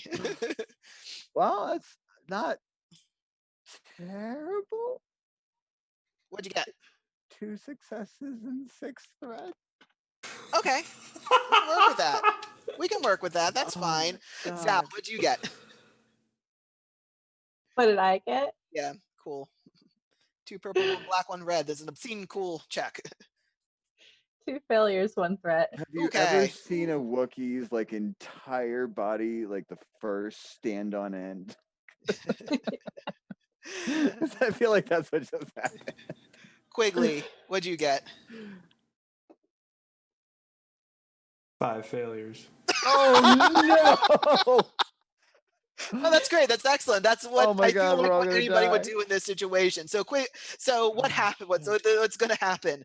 You're moving. You're on your speeders. You feel like you're flying. Like you feel like you're absolutely hauling ass at this point, getting as far away as putting as much distance as you can between you and that building. And you, a Cookie, notice it first. But you suddenly hear it. It is as if a locomotive. I'm trying to think of a real life example of a locomotive coming from behind you. I was going to say, is there a direction to this? Is it coming from behind us or in front of us? It's coming from behind you. It's all coming from behind you. And as you look, we'll kind of give you all, who had the most failure? Who had the critical failure? Was that you, Cookie? 6 threats. That was you. Okay. Quigley, whoever had the most amount of failures, you turn around because you're not driving. You have the ability to turn around, and what you see are 2 very large, what looks to be fires, but they're engines of 2 pods, of 2 pod racing engines in the distance, heading in your direction.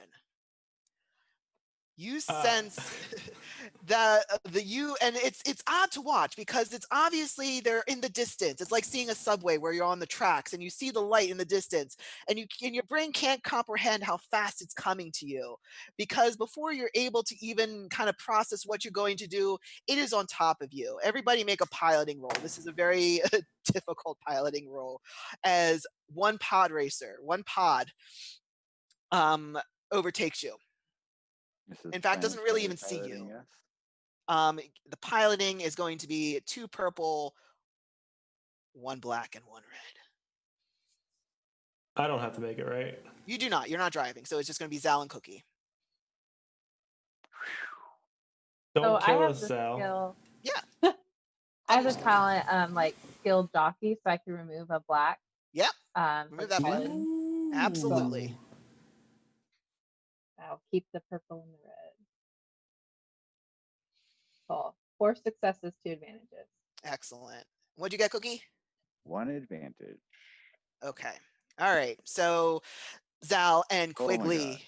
Zal and Quigley.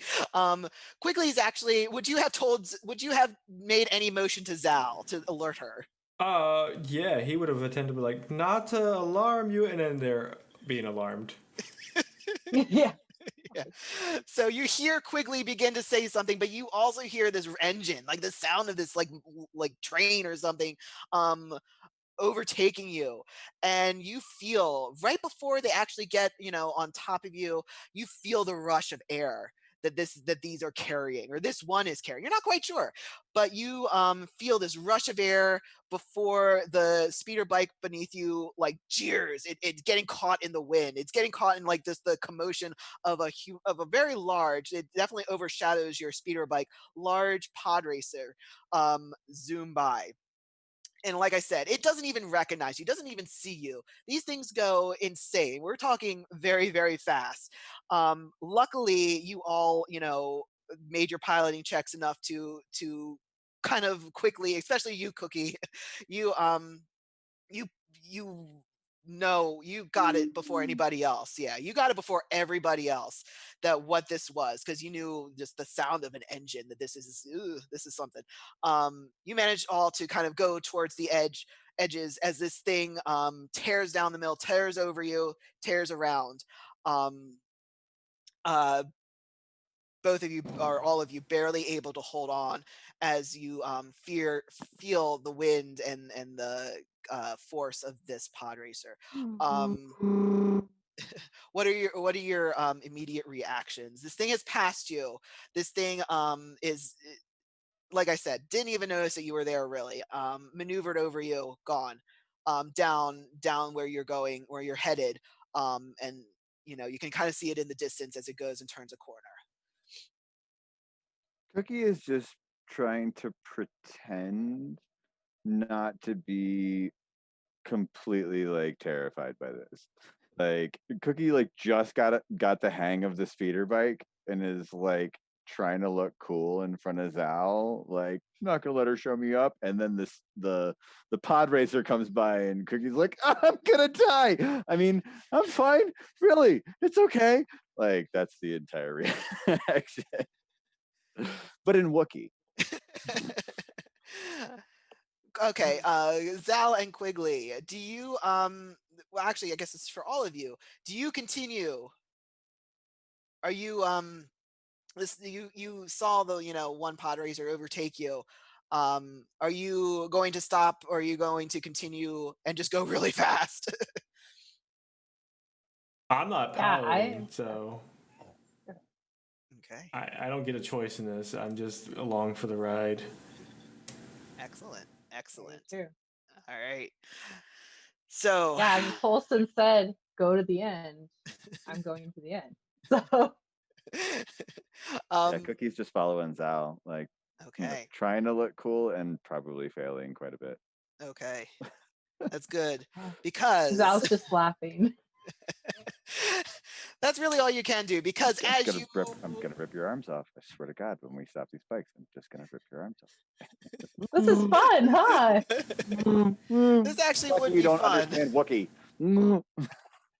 if it wasn't absolutely horrifying. Terrifying. Yeah, terrifying. Because there are certainly the leader of that pod race was winning by a long shot, because Oh God. because as you continue to listen, the roar intensifies, and it is not just one pod racer. It sounds like a gaggle of pod racing. So give me some piloting checks: 2 purple, 1 black, 1 red, and pray you don't fall off.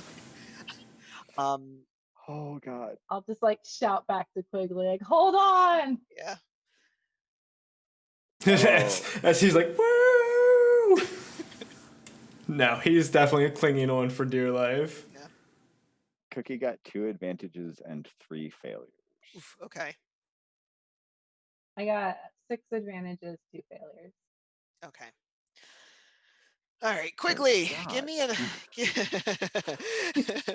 give me athletics at 2 purple, 1 black, 1 red. Whew. You got to make a hard roll too. This is your fault, I know this is not my fault. I wrote this. Sam.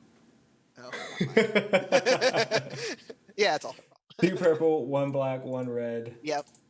against my 2 dots and a Bye, pip. Quigley. Didn't say it was your fault. I said I'm going to blame you. There's a difference. What'd you do? I got 1 success, 1 advantage, and 1 despair. Oh God. Oh God. All right. Oh no. Oh no. Oh no. I did not want to despair on this, but this is fine. This is excellent. This is great. This is what we do. All right. So as you hear the engines of these other pod racers, one one is already overtaking you, and they seem to be not hugging, thank goodness they're not hugging the corner, because in pod racing hugging the corner can mean absolute catastrophe if you get knocked in at those speeds. 500 miles an hour, 600 miles an hour. You're not quite sure how fast they're going because they're moving so effing quickly. You know that they are most of you know what pod racing is, or at least kind of know it. Anybody knows what NASCAR is, right? You know kind of what it is. These things are absolutely souped up to fly in this terrain specifically. This is actually a part of the Nar Shaddaa circuit. um, Underneath, it goes under multiple districts essentially, and looks kind of like a large hadron collider. It's absolutely insane. But this leg of it is luckily a fairly long stretch, with obstacles. It looks like that either through the gambling circuit or the gambling ring who runs the pod racing, it looks like that they set up obstacles, either dead ships or broken ships and everything that they have to maneuver around. And luckily that has given you some cover for these guys, because if you had just been in the same direction that they were going, they would have absolutely blown you up to bits. They would have destroyed you. But luckily you're able to kind of maneuver, except except um Cookie, you have some issues. You have a little bit of issues as one comes screaming by you. It kind of knocks your speeder. You have to really work to stay on, and you have to readjust the whole balance with it. As you kind of knock into the wall a little bit, it slows you down, but you're able to hold on. You do take 2 wounds of damage. Sorry. um, It's okay. that goes past your soak, unfortunately. As you get some debris. See, it's what also is really stinky about pod racers is they blow up a lot of dust and a lot of debris, and a lot of the stuff that's around you is getting kind of thrown up back into you. And because you're the slower of the two ships, you're getting a lot of that flak. So much so that Quigley, Quigley, a rather large chunk of metal decides that it wants to meet you and hit your face. Hits your beautiful Dodge out of the way. Yeah, in fact, yeah.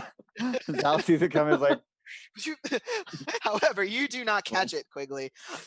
You're going to take 5 wounds, negating your soak, as a large piece of something metal contacts with your face, and this thing hurts. It hurts. You kind of see stars as you almost lose your footing to this thing.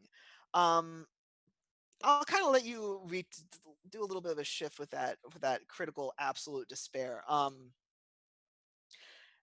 As that piece hits you, something gets knocked off from your person. I don't know. I'm not going to say what it is. I'm going to let you decide what it is. It can either be a weapon, or it can be something that is more emotional to you. Something gets knocked off from this and goes flying back. Tell me what that is. I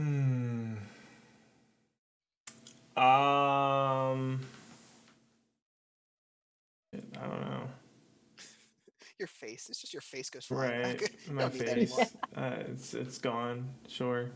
I guess it would be like if it's. It would probably be Yeah, I don't know. So he doesn't really have much on him. It could either be, like I said, a weapon. It could be maybe something that Bit gave him. It could Hmm. be some Is it form or cybernetics or something? yeah, a comlink maybe. All right, so like as he's like knocked in the face and he's kind of like holding on to Zal like by like the string of her shirt, trying to pull himself back. A necklace slips off from him, and it's this like little cheesy crystal that looks like you could buy it anywhere, but it had Bit's name engraved on one side and his name engraved on the other, and yeah, that goes flying off, and he just kind of like leans forward and like, what the? Ah! The camera will pan to that necklace as it falls into the dust. Since Cookie is behind them, is it completely outside of the realm of possibility that Cookie would like be able to make a grab for this? It is. It's completely out of the realm of possibility. That was a critical despair. No, it's okay. Never hurts to ask. Absolutely not. Always ask. It is absolutely okay. But it is out of the realm of possibility because that is what despair is. Getting smacked in the face and losing something you like. Hey, Daniel, I tried. All right. So what it looks like from what you're able to gather in these quick seconds, if not barely a moment, as these large pod racers zoom by, is that this looks like this was the majority of them. They're moving so quickly that they're flying past you, as you're trying just to duck to like things that look like they can give you some sort of cover from these things. The majority of them are moving past you. However, you can still hear some in the back, maybe some stragglers that are trying their best to try and make moves to get to the front. So give me one last piloting roll. 2 purple, 1 black, 1 red with your modifiers or talents. Oh, thank God. 1 success. 1 triumph, 1 failure. Ooh, a triumph. Failure, triumph. I kind of mix it up, but that's okay. And then Quigley, give me one last athletics to hold on. It's going to be 2 purple, 1 black, 1 red. Why you gotta do that? That's I gotta do it. I gotta do it. I got an advantage. Okay. All right. Nice. So yeah, for normally the critical would kind of balance out with the failure, but this is on the point of your ability to control everything. In fact, there are so many things happening that's around you that you kind of all feel like you are just holding on while this other these other things are happening around you.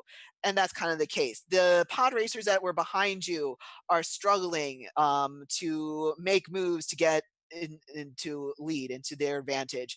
And a part of pod racing, of course, is being absolute dicks to one another and trying to ram each other. So that is what one has decided to do. I don't know.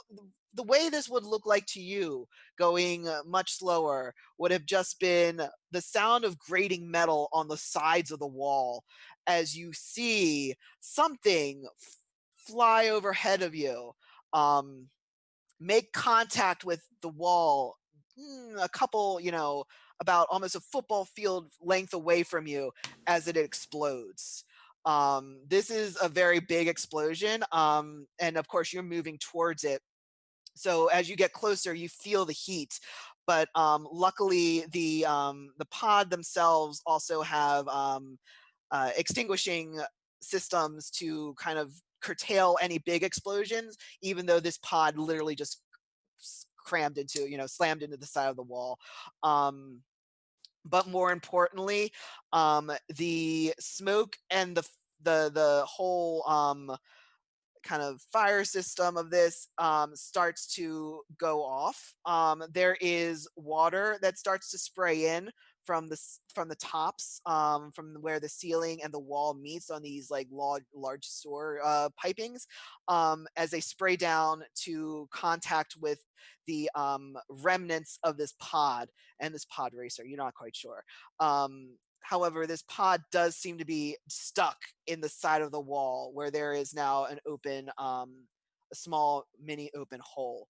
That seems to be as that happens, another pod racer would kind of jut around it as probably the entity or the pod racer that set that off, that rammed into them and kind of got them to go flying into a wall. It's just Looks like rubbing a little bit. It's okay.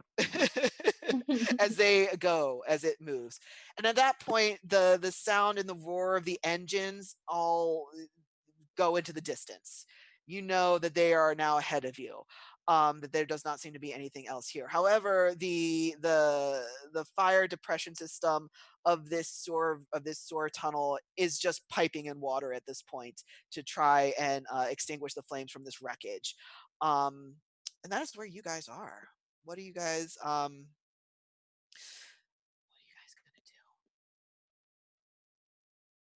do? I'm just gonna keep holding on.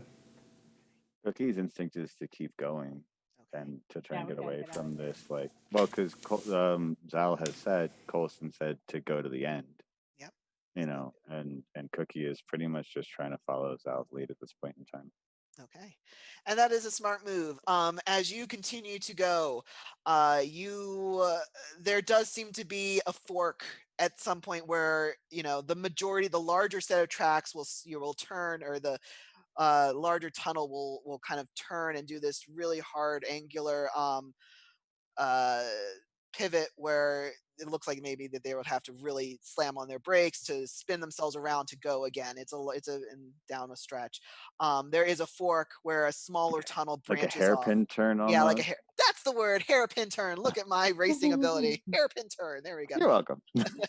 The smaller branch where obviously a pod racer could not fit. So that is what you see approaching.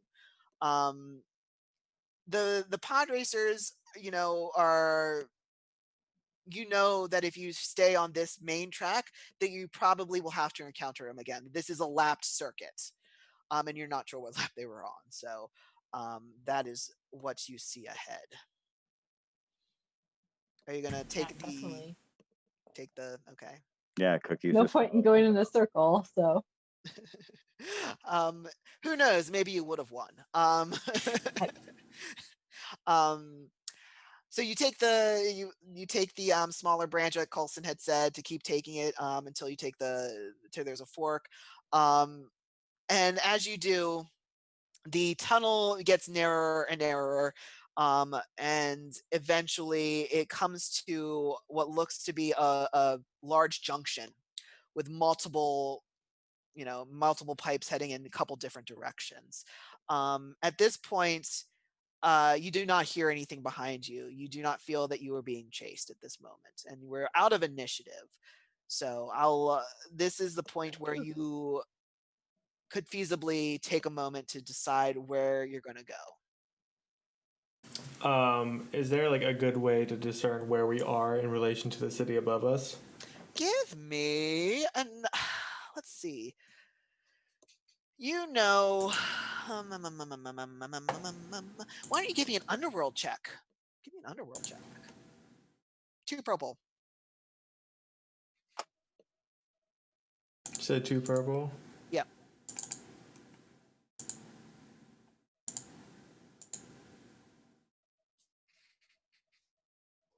Two threat, 1 success. I don't know. Something falls on you. You die. No.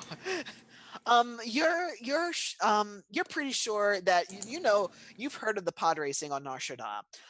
You kind of know that it is built under multiple districts. It's a large circuit.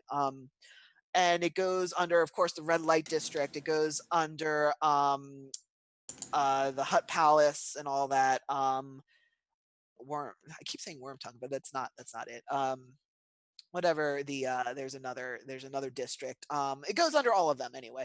And you're kind of trying to triangulate from where you were in the circuit, but you don't really know. You didn't watch a lot of pod racing. You think that you're pretty much under where the red light district turns kind of more into hut territory, or the hut palace plaza, we'll say. You think maybe that's where you are at. Right. I'll try to navigate to where, or to more near where the safe house is supposed to be. Are you going to say anything? I mean, right now you're on the back of a bike.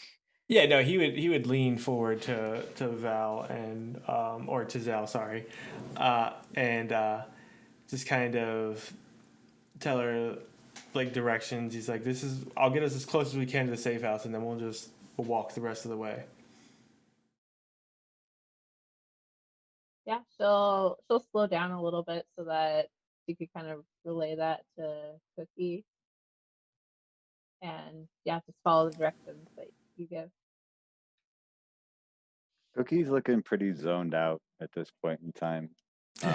All that adrenaline wearing off. Yeah, like the tail end of the Wookiee rage and taking all the damage, and then like only getting the healing from the stim packs, and then the pod racers and all of the dust and everything like that. Like Cookie's kind of on autopilot right now. Like literally just like is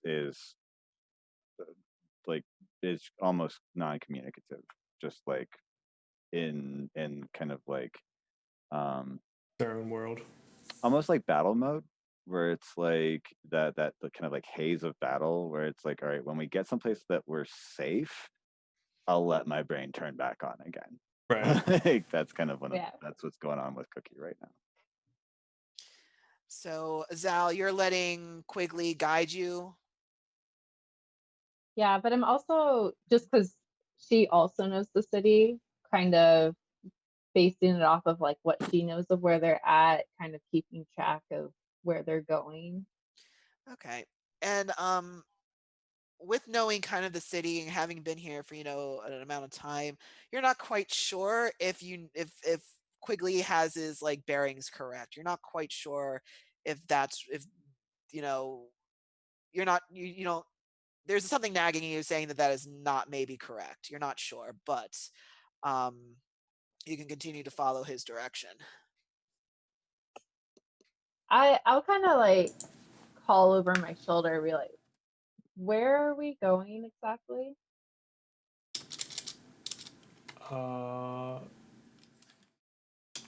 We are going to the safe house. And where is the safe house? The safe house is in the safe house. At that point, she'll just like stop the bike, like Cookie point, like almost just runs into the back break. of him. Like, Yeah. what the hell's going on? Yeah. And she'll look back at him and be like, how long have you been off this planet? You're in the tunnels. You don't know where the hell you are. Let me help you navigate. It's on the outskirts of the Hut Palace. How hard was that? Pretty hard. She'll start the bike again and try and correct where they were going. Like, just completely turn around. Turn around. I'm not asking for directions. Cookie sitting there like watches them like turn around, like go past, and like what? We just came from that. Where? What? Why? This idiot doesn't know where he's at.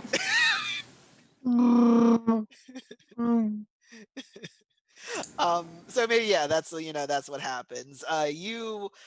Between you, Quigley, and Zal, there's some tension between where you're going, and there's definitely instances where either or both of you don't believe the other one. They don't know what they're talking about. I know what I'm talking about. I've been here longer. They don't know me. That's the banter and the motion on that speeder bike. However, these are very long, complicated, horribly networked system. So it is not unlikely that both of you are horribly incorrect. But as you as you begin down the what you think is the right correct path and pipe, it slowly gets narrow, and you see catwalks as if there are people that usually might people come down here, or this is a point where people have come down here, either maintenance workers or whomever. And at the end, you see that it ends, that there's a grating and bars that end this tunnel. So you don't see any other bikes as you pull up. There's no other speeder bikes. You can't see any people milling around this area, but there is a catwalk system, and there is like a ledge where people could walk without having to go into the mucky terrain of this sewer pipe. Is there anything you'd like to do before you would go up top? I would like to use a stim pack on my damn self. Okay, you can use a stem pack. Mark that on your sheet. You've used 2, I think. Mm-hmm.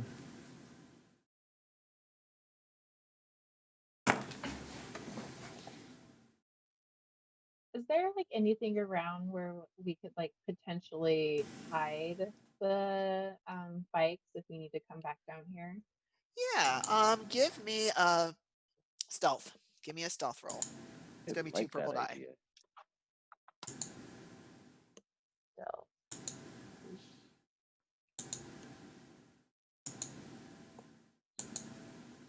3 successes, 1 advantage. Cool. Yes, there is most certainly a place that you can. It's under one of the catwalks. It's in towards the back end. You think that if you kind of push them back there, maybe even a little bit in between the bars, you'll be able to. They're in the shadows enough that if nobody was looking for them, they wouldn't be found. Yeah, so Trying to see if they'll I've got hop off. anything that can help with this, and I am just not going to be able to. Sorry, I'm useless on this one. All right. Do you guys make any preparations to yourself, to your bodies, anything like that before you head up to the top side? Nah, Cookie's looking pretty rough. I mean, I got those 8 wound points back from the stim packs earlier, but I don't think that I've got any personally. That at least I don't have any in my notes that Cookie's got any. So Cookie's just kind of like toughen it out at this point in time and trying to kind of keep an eye on the rest of the group. All right. So are you going to just start walking in kind of one area or one direction to see if there's a ladder or something that will lead you up stairs? Yeah. Yeah. Cookie's does following. Cookie like look rough? Like, could we visibly tell that you aren't feeling so hot? I would say that's up to Alex. You look probably physically rough.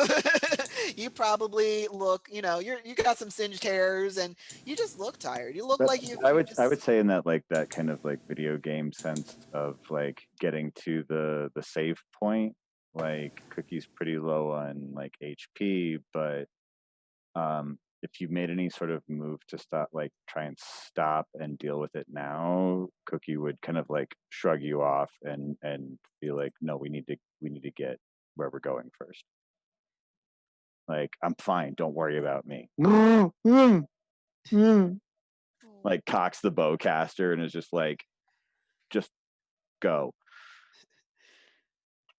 All right. Trying to be tough, people. but not doing a great job of it. So find a ladder. Yeah, and you do. You find a ladder. And it goes up for a bit, so this is heading towards top side. Who would go first? Who would be up first on this ladder? Quigley will. Quigley, you're going to take the first? All right. So as you start to climb the ladder, the closer you get to the hatch of this thing, you feel bass thudding, like music. Yeah. And as you slowly open this hatch, the lights of a very large dance hall come streaming in. Wookiee rave. As you see feet start to scramble away from this hatch that you opened, and music pours through. And that is where we're going to end it for tonight, because it is late and I know Daniel's about ready to die. So it's like that vignette where as Quigley like climbs up the ladder, and I'm assuming Zal is kind of like going second, the Cookie kind of like leans back with like the back against the bottom of the ladder and like looks like they're about to collapse for a second before they like follow up. At least you can go to a party. Yay. The last view we get of Cookie before it fades out. All right, I'm gonna close it out. We'll go around, say our goodbyes, and then we'll sign off, starting with James. Oh, starting with me. Thanks, guys. Once again, let me plug the Patreon. It's patreon.com/pennyforatale. Daniel will remind you once again to click the like and subscribe buttons at the bottom below Alex. Other than that, I don't have a whole lot of social media presence, but you can find me here every other Monday night, hopefully from now on, playing Cookie the Wookiee here on Star Wars. And thank you, Alex, so much for another awesome session. No problem. Over to Sam. Yeah, I'm Sam. I do the social media stuff for Penny for a Tale. Speaking of which, we are premiering Lexicultum tomorrow. You could still enter to win a physical copy of the Lexicultum core rulebook. It was supposed to be last Tuesday, but things kind of got messed up. So if you haven't liked and shared that image and liked Babies with Knives page, you should do that because it is a gorgeous book. Yeah, it's just a whole bunch of cool stuff coming up. It is. Lexicultum is super fun. Yeah. You have a link for that? Could you maybe post a link for that in the chat? Is that possible? Yeah, I'll link in the chat. Yay. Lexicultum is super fun. I have played it before. It is absolutely cool and has really cool artwork. So I would totally want this book, and I totally kind of do. And I don't want to take it from anybody else, so I won't. I'm currently like building my RPG library, and I'm like, mine is always growing. If you ever want to give me something, give me an RPG book. And maybe I will actually run a game. That's what happened with this one. All right, Daniel, the love of my life. Time to say goodnight. Hi guys, I'm Daniel. I've been playing Quigley the Gank. I'm here all the time. You can catch me here on alternating Mondays with Alex's Star Wars game, every Friday with my Scion game, and every Sunday, except this upcoming Sunday, for my good friend Ian's Pathfinder game, which is super amazing. So come check that out. Also, real quick, go ahead and look below Alex. There is a sub button, a heart, go ahead, and a bell. Click all three of those for us, and so you get all that information. And we will see you later. Yep. I want to say a personal thank you to Daniel for handling all of our tech stuff. Kind of on the fly as of last session. Last week, yeah. I personally think that he's doing a great job, and I just wanted to say thanks. He is doing an awesome job, and it's actually allowing me. I would have had to do it, and I like to just to GM. So he is absolutely amazing. Thank you, Daniel. Thank you to all my players. Thank you to all of you watching. Again, this is Penny for a Tale, Star Wars: Edge of the Empire. I am Alex. Have a great night, everyone. See you in 2 weeks. May the Force be with you all. Good night. The Force be with you.